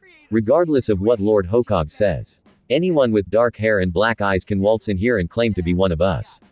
But what proof does he have? I wonder. For all we know, he could be an enemy spy. Snick. He blinked in surprise as a thin red line opened across his cheek, spilling crimson down his collar. Nar retracted his hand back onto the counter, having been the one to throw the kinif with deadly accuracy. His eyes narrowed upon Fugaku. His sharing must have activated somehow because the man visibly flinched when he met his gaze. Care to run that by me again? He hissed. You don't frighten me, outsider, the Uchiha snapped back. And no class like you is nothing. No class. Is that so? Nar quipped, detaching himself from Makoto, swiveling to face the man. Then why does it look like you're about to piss your pants? He had the succinct satisfaction of hearing Makoto's laughter. Why did that sound bring such perverse pleasure to him anyway? And his grin only grew as he beheld his adversary's reaction. Fugaku's face flared 5 different shades of red. Why you dare? Oh, I dare. The former blonde was rising from his stool now. Ramen completely forgotten in the wake of his anger. What are you going to do about it, little man? AWH. The sweet irony of it all. As an adult, Naruto was a good head and shoulders taller than Fugaku, towering over him like a giant. To think he'd once feared this man in his youth. There was nothing he could do to hurt him. Now he was invincible, untouchable. And if this belligerent fool thought he stood a chance in hell, he'd probably try. Ant Training Ground 7. The words were little more than a snarl. This evening, with Makoto-sama as my witness, I will prove just how worthless you are before the clan. Worm, I'm shaking in my sandals. Naruto growled, knowing the man had just made a fatal mistake. With to another word, Fugaku rounded on his heel and vanished in a shushin. Kami, I am so sick of him. Makoto groaned the moment he was out of earshot. All he does is prat on and pin like a complete idiot. The clan this, the clan that. He's not even the heir, and he goes on about it more than I do for God's sake. Sighing, she pressed her head to the counter as though she could somehow bury her woes there. He isn't he? Nar muttered into his drink. Just like Sasaki, he added to himself. Makoto shook her head at that. Raven tress is swaying from side to side. That's not it. I'm the representative of the whole clan. If the clan is in a bad position, I must protect it. I'm an only child and my father isn't getting any younger. So, the job of looking after the clan must be left to me. My father is the supervisor of that job. So, that's probably why he pays so much attention to me, but with conversations between us alone. Today, when Otis-san spoke with me, he spoke of you and what you did for Kusha. You were bold, reckless, not a thing like Fugaku. Not even in the slightest. And because of that, I think he's a bit jealous of you, frankly. Me. Makoto nodded. A long-lost descendant of Uchiha who wouldn't be jealous of you. She nudged him playfully with her shoulder. So, are you going to accept his challenge? Naruto's frown flipped itself upside down. You bet your pretty little I am. Her onyx gaze pine-owned him. You know it's a good thing you're cute. His grin was positively beatific. I try that evening. Are you prepared, fool? Hi. I'm quite ready to kick your Fugaku's expression turned murderous. You worm. Naruto stifled a yawn as his so-called rival spewed yet another vitriolic retort. This was getting old. When were they going to start? The sun was just beginning to settle in for the vening, casting their grounds in 7 shades of flame. An unbidden breeze blew through his tattered black locks, stirring the dead leaves at his feet and wiping them up into a frenzy.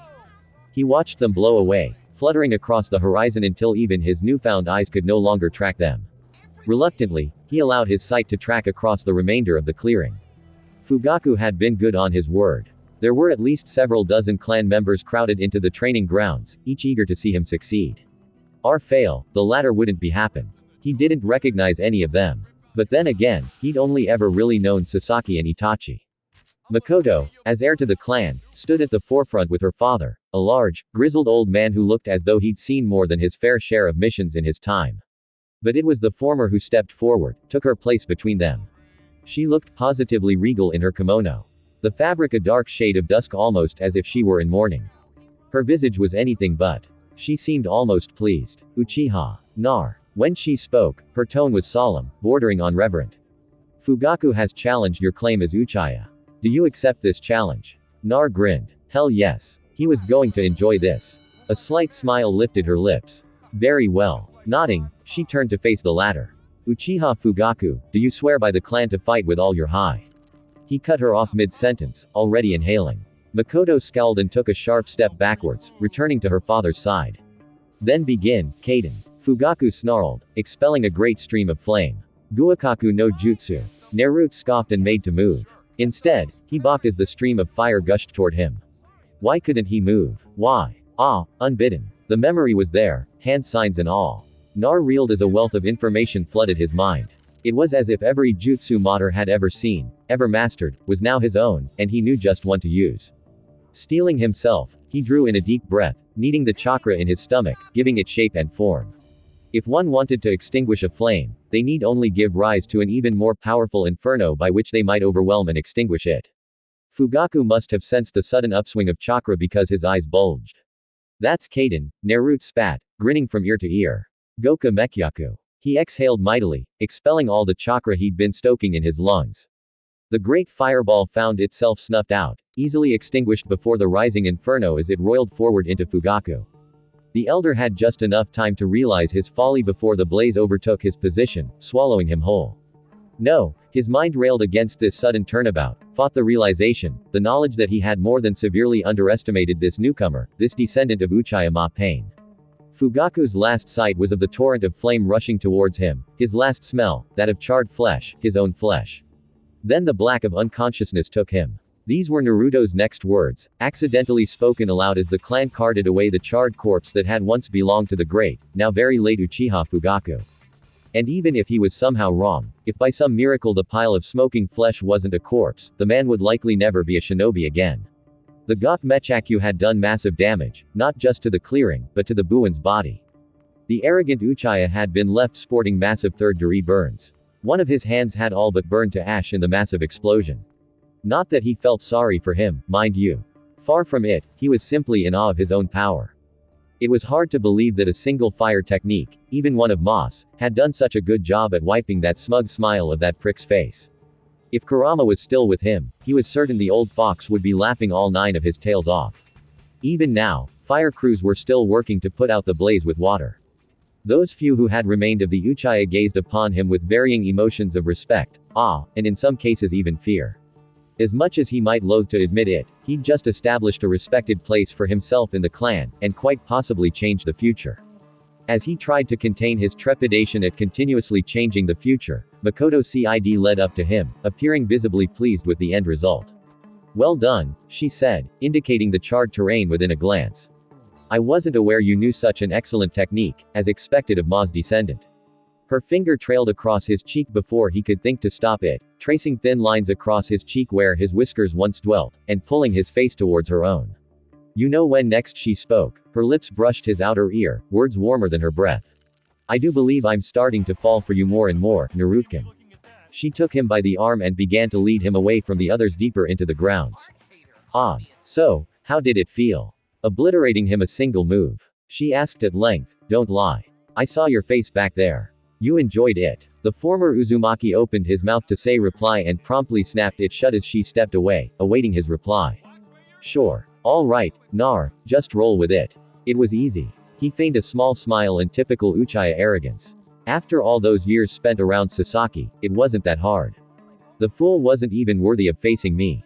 Truth be told, it was the great destroyer of flame was the only fire jutsu that held any sort of real significance to him. Moa had used it to nearly wipe out the Shinobi Alliance multiple times during the war. It was only fitting that he used it for the use it toward the greater good that to end their duel swiftly. He felt a brief pang of sorrow, suddenly realizing he just might have ended Itachi's existence before it had ever begun. But that was what this was about now, wasn't it? He was here to change this. Some of those changes might not be pleasant, and some of them might. The voice didn't belong to Kurama. He realized it was his own subconscious, a whisper of desire as he glanced at the woman beside him, refusing to be denied. There was certainly something alluring about Makoto. She was bold, beautiful, and if her lips on his ear and her words were any suggestion, she was obviously attracted to him. He was no stranger to the female form. But what to do? Decisions.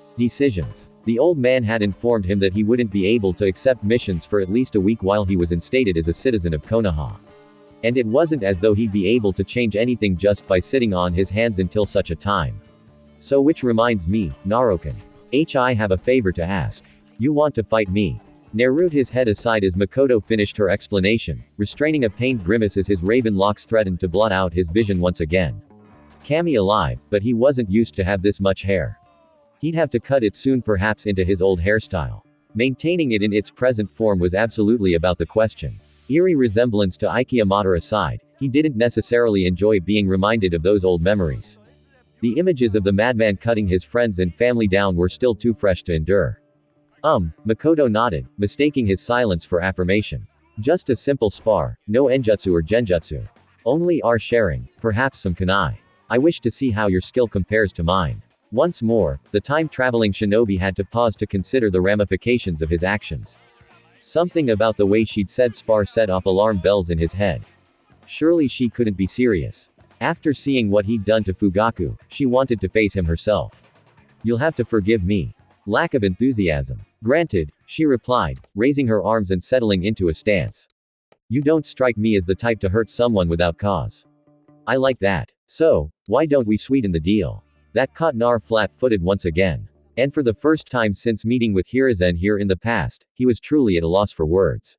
I beg your pardon. Makoto's smile sent shivers down his spine. Say, if I win, you'll spend the remainder of the day with me. You'll spend the night in my quarters and do whatever I ask until sunrise. Oi, oi, oi. And if I win, the heiress's grin seemed to falter for an instant, as though she hadn't considered the possibility of her defeat. Then I'll be yours to do with as you please for the evening. Just like that, Naruto's deadpan was barely concealed. He didn't believe her for an instant, but something inside him stirred at the challenge. If I didn't know better, I'd say you're trying to get me in bed. Figure that out on your own, did you? Look, we barely even know each other. What's to know? Makoto countered, folding both arms before her, not in substantial bosom. I find you attractive. Don't you feel the same? It has nothing to do with whether you're related to Moa or not. I could care less about that. However, what I do care about is your strength. You proved your power against Fugaku back there. You're obviously more than a match for most of our clan. I dare say you'd even best my father, and he's the clan head. As his heir, I wish to see your true capabilities firsthand. For myself, you do understand that. I trust. Yes. Nar chose his words carefully, but I still fail to see why you want me so badly. In the face of his silence, she smiled. It seems forward, I know, but I have always known what I've wanted in life ever since I was a little girl. Someone strong, a man who doesn't piss or pin over tradition. Someone willing to stand up for himself and what he believes in. She turned aside then, her eyes downcast. Until you came along, I was beginning to lose hope. I'd never thought I would find someone like that. Unfortunately for you, and here she did raise her gaze, eyes bright and determined. You've come into my life at the worst possible time and done exactly what I had hoped to do. Turn my entire clan on his head. I expect you to take responsibility for what you've done. And then, just as swiftly as her sharing had shown itself, so did it fade. Those charcoal orbs unexpectedly softening. Do you not find me attractive? She asked, tucking an arm around her waist whilst she spoke as a fellow Uchiha. Oh dear God, she's adorable. Naruto felt a trickle of blood trickle down his nose and promptly slapped himself. Just who the hell was he staring at here? Itachi's mom. Itachi's mom. Itachi's mom. I have to calm down before I go and do something stupid. And yet his mind was screaming at him, telling him that this was the woman responsible for giving birth to Itachi and Sasaki. By all rights, they might not exist now after what he'd done to Fugaku. But a small part of him cried foul at the thought of eradicating Itachi from existence. He tried to shut down all thoughts of mutual attraction from his mind, but to no avail. They clung like a stain to his brain, resisting all attempts to be scrubbed off and clean. And as such, he wasn't quite ruining the next words that emerged from his mouth. Well, you're certainly not unattractive. Yay. These Uchiha really spoke their minds, didn't they? She wasn't anything like Itachi or Sasaki. Nothing at all. He didn't remember either of them being like, well, this he was swiftly losing himself. Naruto was. And their spar had yet to even begin. Well, when you put it that way, begin. She dove at him, her body alive blur, ebony tresses streaming out behind her as she threw the first punch. His new eyes saw it coming a mile away. What they didn't see was her hand emerging from the pouch at her back. The blow had been a feint. Naruto's head snapped to the right, his mouth snapping shut with a harsh click as something screamed towards his face at brief neckle. He felt something catch between his teeth, and only then did he realize he'd caught a kunai between his teeth. Makoto gave him no time to try and process his small victory. However, her hands scythed towards his neck in a devastating arc that if successful would surely leave an awful bruise if it connected. He'd learned since a young age to underestimate the strength of an Uchiha, certainly not one in her prime. With a hiss, his head arched backward, taking the kunai between his teeth and shooting it back at her with the sheer force of his tongue alone. A thin slice opened upon the older Ikea's cheek, earning him the briefest of surprised snarls. His hand snared her wrist in a vicious vice, biting down with enough force to shatter bone. This same technique had broken wrist hours before. Makoto didn't even flinch. Nar saw it then, the chakra circling in her veins, strengthening her body, granting her resilience momentarily surpassing his own strength. Not bad, she conceded. But he challenged. But I can do better. Makoto scissored her legs beneath him, depriving both of their balance. The Uzumaki turned Uchiha had a heartbeat to realize just how much he was beginning to enjoy their little spar before that old instinct of his kicked in. Sending his new body war into action. Sharing eyes flared, he saw her heel come sweeping towards him an instant before Makoto began the motion. In the blink of an eye, he launched himself upright, planting his knee into her stomach. He braced himself then, readying for the counterattack. That never came. Makoto crumpled like a sack of potatoes, her body flopping like a wet noodle to the ground. Oh crap, he'd underestimated his strength. Just what kind of awful power dwelt in this new body of his to fell someone with a single blow. Stooping to a knee, he began to check for a pulse, silently fearing the worst. He hadn't killed her, had he? A harsh cough from Makoto swiftly disabused him of such a notion. She was still breathing though stunned by the blow to her stomach. All the same, sorry, Nar murmured. Guess I don't know my own strength. Impressive, she gasped up at him. Your strength exceeds everything I thought it would be. Truly, as promised, I know. What? I said, no. Nar felt he might be making the biggest blunder of his life. But still, he shook his head. Don't force yourself for the sake of your clan. I detest that more than anything. He hated it when people were lying to themselves. He wanted no part of this if the ice didn't truly want him. And for a moment, he thought he'd been right.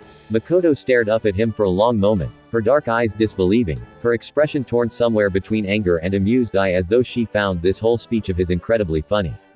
A joke even. Then she straightened, albeit with some effort, refusing all attempts at a cedence. Whoever said I was forcing anything, fool.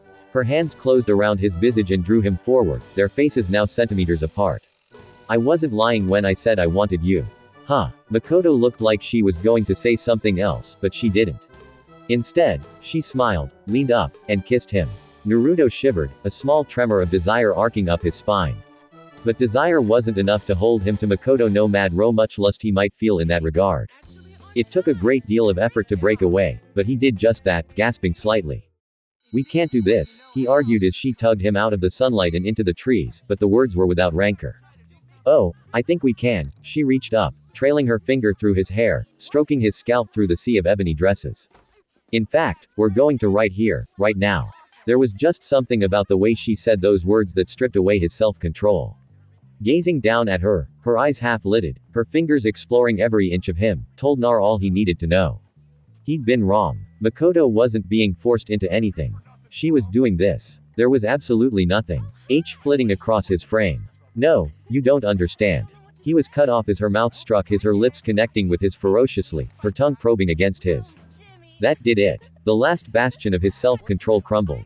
And there you have it. Naruto finally sets foot in the village. It took me a damn long time to figure out how I wanted to present the Hokage scene.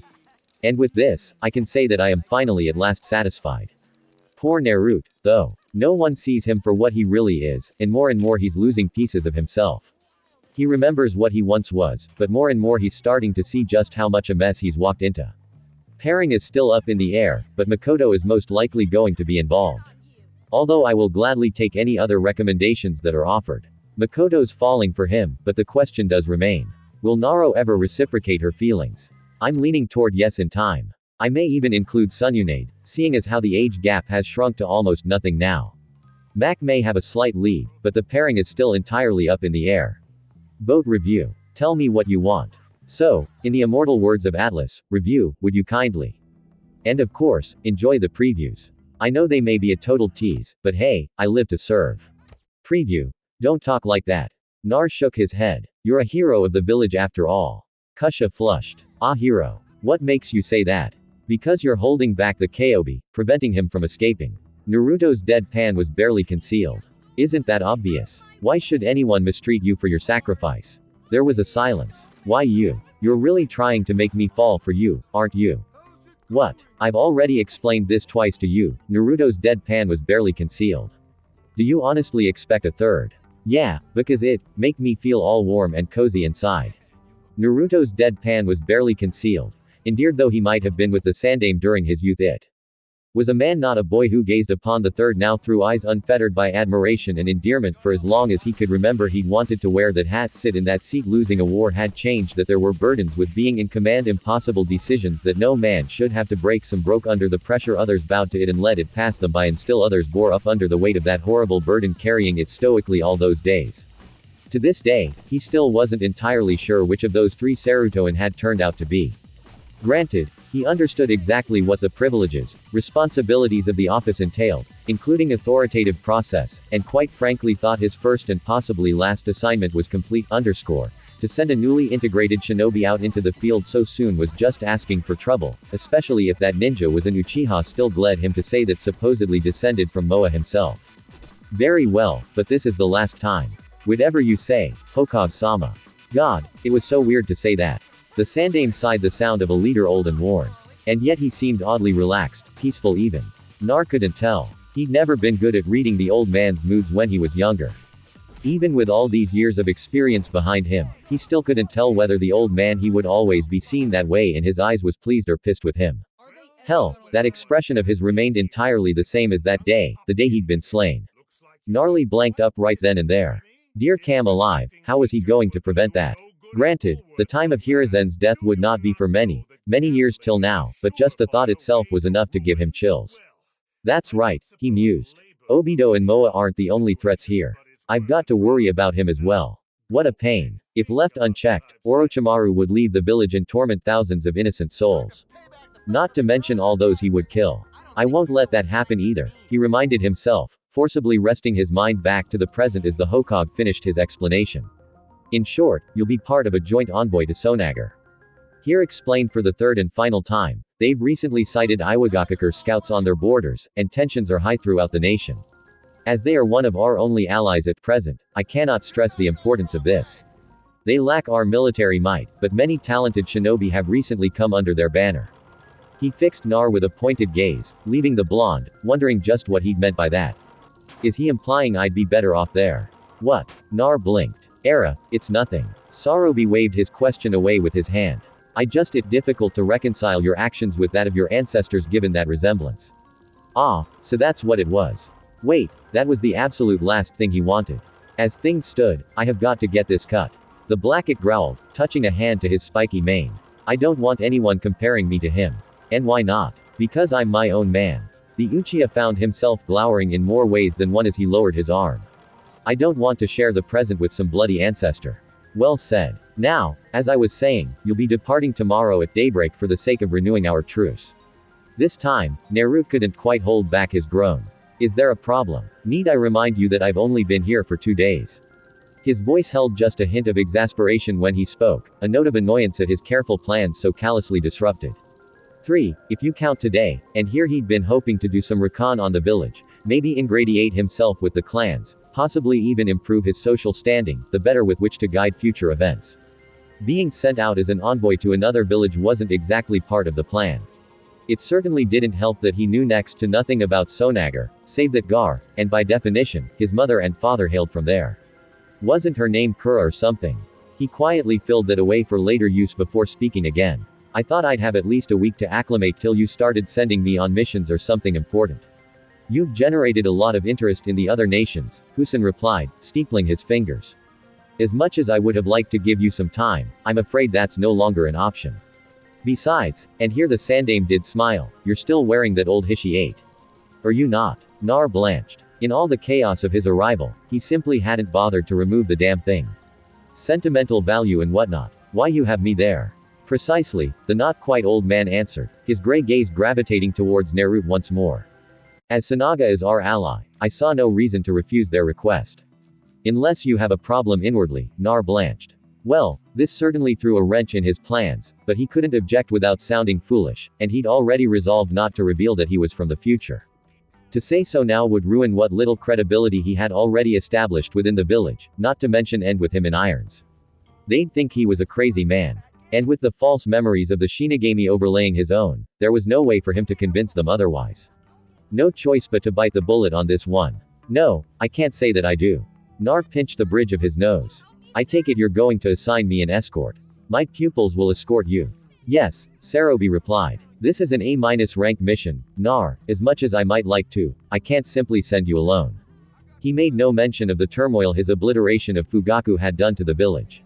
They both knew that a message had been delivered, albeit unintentionally. To stand against Ma's descendant was to court death, or worse. It wasn't certain if the man would ever wake from the coma the medics had found him in. For all intents and purposes, the man's might just be gone. So, it's going to be just me and the Sannin hauling around in the desert, came the reply. Fun Nar, the reborn Uchiha stopped short, humor falling to the wayside when heard that tone. The tone, it was the same one the old man had used to discipline him when he was 6 years old.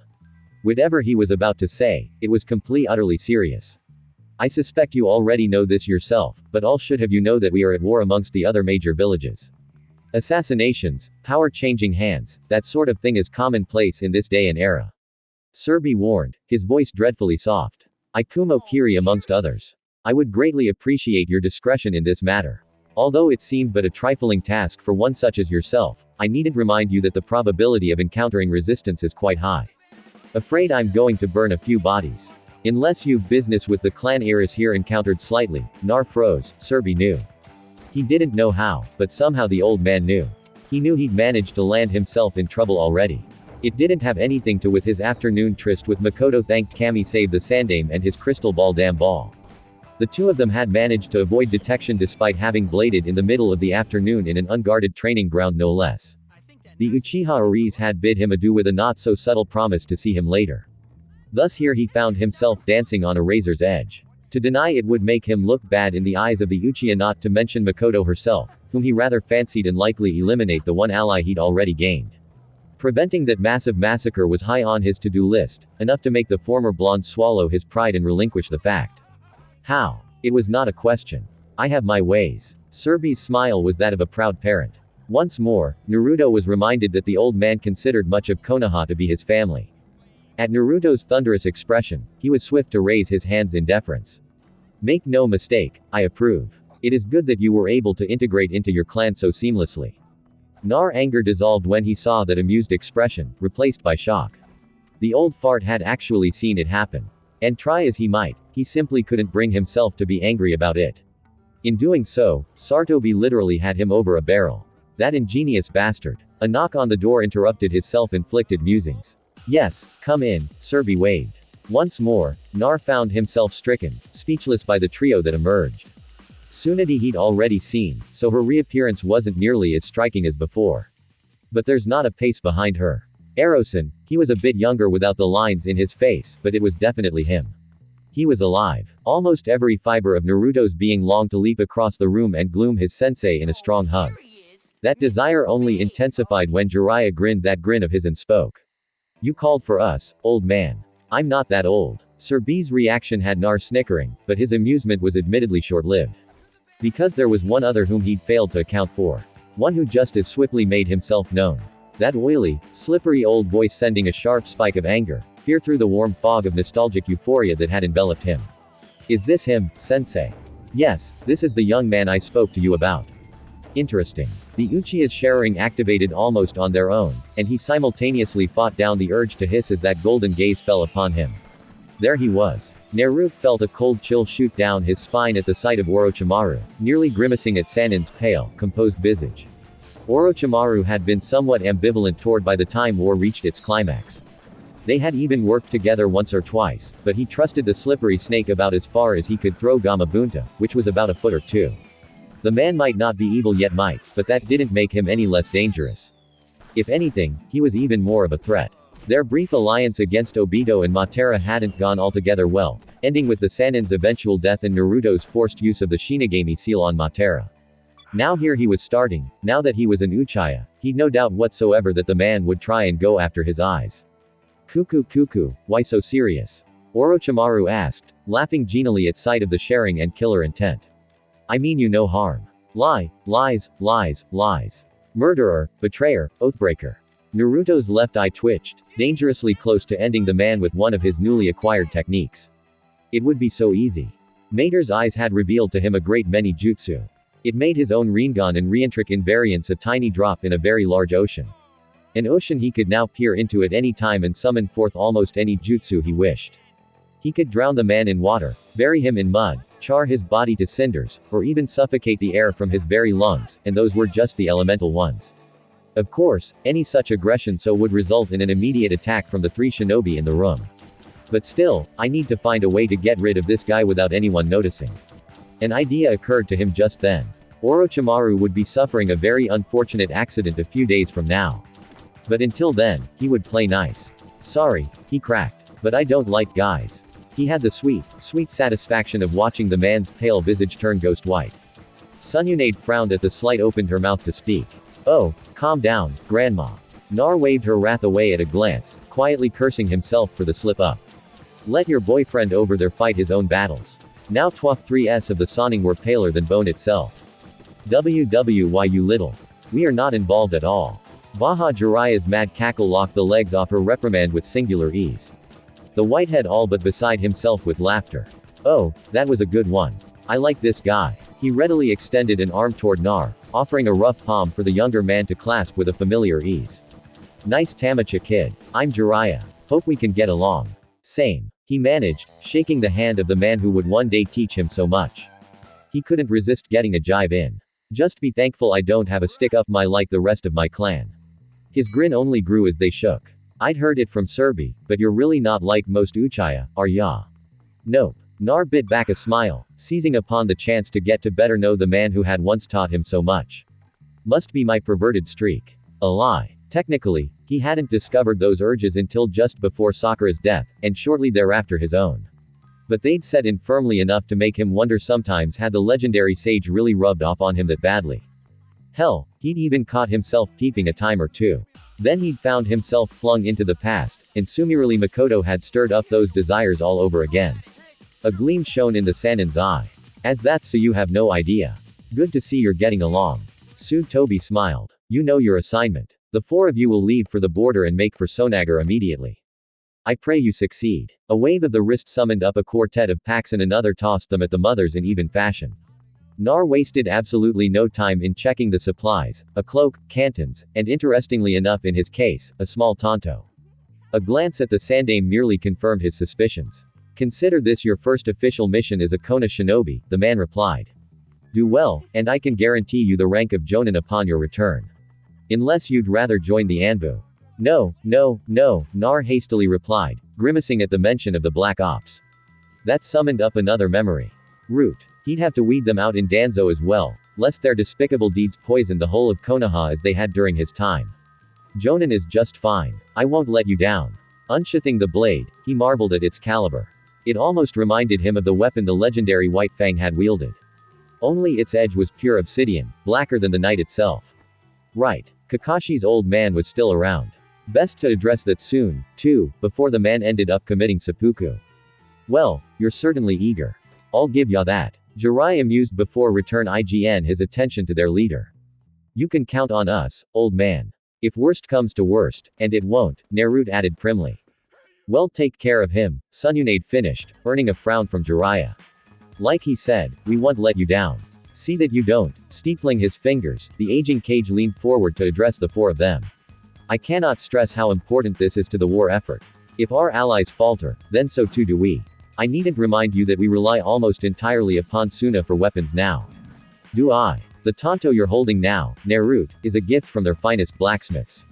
A small smile tugged upwards at his lips. They thought you might need some encouragement to venture out of the village.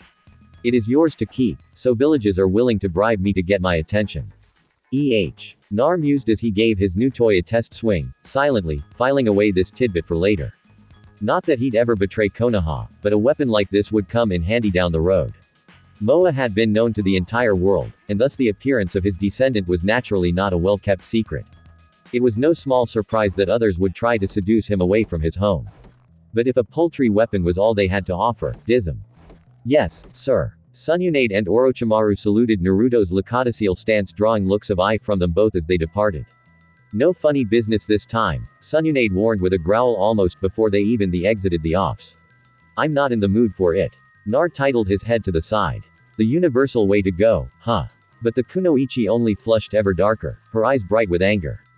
Says the girl who got knocked on her. The Sanin's face brightened with embarrassment. Jiraiya snickered as they strode out into the street. I've never seen someone get under skin like that. I'll kill both of you. So, what do you think of Konoha so far? Jiraiya asked, ignoring his teammates' vehement decree as they made their way through the market district. I mean, you've already taken the tour, but did anything stand out? Unbidden, Nar recalled in fond memory, trying to water walk for the first time, encountering a white-haired stranger who claimed to be the great Jiraiya or some nonsense. Truly, that was the day the title Erosin had been born. A small smile tugged at the edge of his mouth. Well, the hot springs are nice. Jiraiya looked as though he'd just found a long-lost relative in the Uchiha. My brothers groaned. If you two idiots are quite done, hi. Hi, Naruto crolled happily. Is there something you'd like to say? An insult perhaps? Or would you like to try and punch me again? We all know how that worked out. The blonde only frowned. The three of us will be taking the lead. She informed him, her gaze straying to Orochimaru. And then Jiraiya, you will provide provisional support. After all, we'd never hear the end of it from the Uchiha if we let their precious golden boy get hurt. I can handle myself, right? Her deadpan was barely concealed. You got lucky the other day, punk. Try something like that again and I'll snap your spine in half. Nar couldn't help but whistle at that one. Sheesh. Are you this violent with Dan? Who in the blue hell is that? Oops. Evidently, she hadn't met the love of her life yet. Well, that explains a lot. Better now mention Nawaki. Look, you little underscore, I don't what kind of games you're trying to play or what you've been up to out there in the boonies, but Naruto lets those jibes roll off him like water off a duck's back, knowing temper made it all too easy. She might have mellowed out by the time they had met one another, but in that time, he'd almost forgotten just how vindictive she could be. Dealing with Tsunade as Hokage was one thing. Tolerating the brazen blonde in her actual youth was 10 times worse. On a hunch, it seemed like was only telling half the story for being an envoy. Making herself stand apart from their group of four showed a more severe side that he'd thought she'd lacked as Hokage. But one glance at her told him there seemed to be something more personal than dealing with a few scouts. Nar threw out one piece of bait, looking to see if the blonde would bite. His father had been right about that much at least. You do not torment the helpless to assert a position of power. That was reprehensible in so many ways. Those who have power, however, now that was a different story. You wouldn't happen to have something against me, would you, Tsunade-chan? Tsunade's hazel eyes narrowed slightly. There's the bite. Yes, I have something against you. She rounded on him with such ferocity that he almost started. You're new, untested, untrained, and quite frankly, I don't trust you. You've already proven your temper, insulted the two of us, and you're a pervert like Jiraiya. So, no, I don't think we'll be getting along anytime soon. Before the war, Naruto would have flinched if she'd rounded on him like that. Now, he didn't bat an eyelash. Hear that? He grinned at Jiraiya. She thinks we're a Koopa perverts. Ha. The soon-to-be Sannin laughed. I am no mere pervert. Nor am I. Nar returned with a grin. That's right. We are super perverts. They chorused merrily, slinging an arm around each other's shoulders. There was a silence and then let's Tsunade. Orochimaru sighed in disgust. Leave the fools to their delusions of grandeur. Hey, no need to be hasty. Nar swung around to block their path in a simple shunshin. I don't really care about the snake bastard, but if you hate me this much, Tsunade-chan, what do you say to a little wager? You win, and I won't speak to you for the rest of my days. A simple contest, that's all. She paused, torn between ridding herself of the insufferable upstart and wondering what her end of the bargain would be. And if you win, then you have to at least make an effort to be nice. Naruto challenged, knowing it would grate her nerves to do such a thing. You know what I'm talking about. Pleasant and such. At least to get to know me before you start condemning me for sins that aren't mine. Sound fair? That's it. Nar replied, knowing she was a legendary sucker. Shall we settle this then? His foot struck down at the street, molding the earth into the form he so required. The pavement bent to his will, summoning forth a finely packed table of earth and clay and a pair of tiny hills upon. He moved to the nearby table and took his place on the crudely crafted chair beside it, earning a biased chuckle from Jiraiya and a quiet stare from Orochimaru. Genius that he was, the pale prodigy immediately realized what the Uchiha was up to. And in his convoluted mind, he thought the Uchiha stood no chance, none at all. Strength was legendary. The man was a fool to challenge her. He said as much, and Jiraiya seemed to think so just as well. But he remained silent despite arm wrestle. Yeah. Unless you're afraid, Naruto taunted. Tell you what, I won't even use my sharing. Just brute strength. No 2 out of 3s or anything. You pin me once and I give up. And vice versa. Bristled. Oi, is he serious? Quite. Nar placed his arm on their impromptu little table and wiggled his fingers. Finally, Tsunade did the same. You do realize you're going to lose, right? FWH. The Uchiha laughed as he lit a cigar with one hand and tapped his sheath tanto with the other. Some of the other villagers curious as to what exactly the man was capable of doing. Well, see. Ready, and go. To her credit, Tsunade actually managed to budge him an inch or two. But Naruto already knew all her tells, just as he knew he had exactly 3 seconds to force that arm down before she snapped his in half. He was by no means stronger than Tsunade, but a year's worth of war had taught him to be clever. And so, before she could exert the full force of her considerable might, he swung out with his foot, breaking her concentration just long enough, all without so much as touching her. In that instant, her grip instinctively slackened as she prepared to defend herself. And he put his superior speed to use. Slam. Jiraiya and Orochimaru Goped as the back of Tsunade's arm struck the table with enough force to shatter it, leaving the Smoguchi the proud victor. There was a silence, and then a glimmer of respect entered her eye. You bastard. But the words were without their usual rancor. How did you know that would work? Naruto waggled his eyebrows. A ninja must look beneath Tsunade-chan. And in doing so, he just so happened to catch a streak of red amidst the crowd. Well, now, he muttered, creating a shadow clone to pursue. What do we have here? Kusha was dejected. Nearly 3 days had passed since she'd seen Naruto. After the Uchiha had been whisked away to Kami knew where she'd hear precious little. Apparently, he was the talk of the town, having nigh but easily maimed a fellow Uchiha in a duel of honor. That came as no surprise to her. Having seen the man's techniques firsthand, she knew he was more than a match for most shinobi. But where had he gone? Surely he hadn't gotten himself thrown out of the village for his actions. If so, she would have at least liked to say goodbye. When asked, Minato had expressed some relief. Odd that the newcomer had vanished, stating that strangers like him couldn't be trusted during times of war. Kusha was certain there was more to the blonde's sudden animosity than that, but she'd been shooed away before she could press the matter any further. Evidently, the last Namikaze was hard at work on a new jutsu, and he didn't want anyone to lay eyes upon it until it had been completed. That left her search at a dead end, almost. Rumor had it that the Uchiha were preening him as a prime candidate for the next clan head, a position Naruto had ardently refused. Not every useful information, but important nonetheless. Beyond that, she hadn't heard anything more about him. Supposedly, he was the long-lost descendant of Uchiha Ma, a genius prodigy whose skill was unmatched. She tried asking Makoto about it, but her friend had been awfully secretive about it. Now that she was on a mission to Kami knew where she had no way of asking her bestie about it any more than she could Naruto himself. So here she was confined to the village walls in no small part thanks to Kumo's kidnapping attempt, left to ponder what had become of her savior. Naturally, she'd been drawn by the crowds to the marketplace where some event or something had just taken place. Dang it, she'd just missed them. Someone claimed the legendaries had been beaten in an arm wrestling contest. By some wisecracking Uchiha, no less. There was no doubt in her mind who that could be. It must have been Nar. Darn it, she'd just missed him. Cursing herself for her slowness, she kicked at a patch of dirt and started back the way she came, completely unaware of the shadow she'd picked up. That was when she heard the voice. Oi, Kusha-chan. The young redhead started at the mention of her name, alerted by the based, duel's tones behind that voice. Her body whirled so fast she actually kicked up a small cloud of dust, bright eyes over large and wide as they beheld the one who had spoken. Nar yo. The Uchiha raised a hand in lazy greeting as he reached her. I was looking for ya. Every fiber of her being longed to swarm him, she only barely held herself in check. That was when she noticed his attire. The raven-haired man had outfitted himself for a long journey, a clear sign that he intended to travel great distances. And soon, oh no, had he truly been exiled for his actions already? Not to press you or anything, but are you? Am I? Please don't leave already, Databane.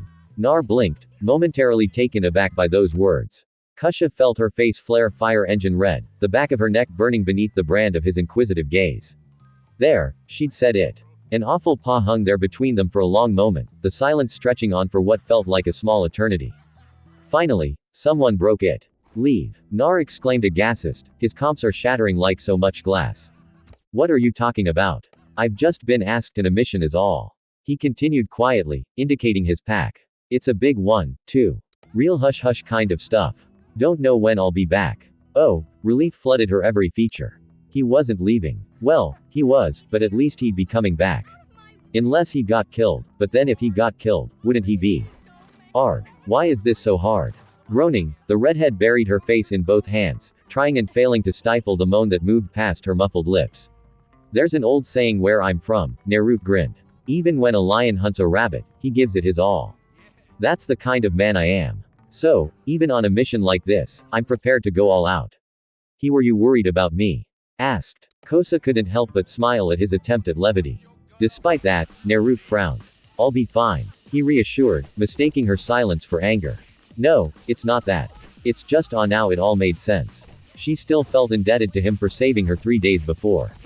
It was only natural that she'd want to learn more about him, and ordinarily he would have had a problem with that. The only problem was this was his mother.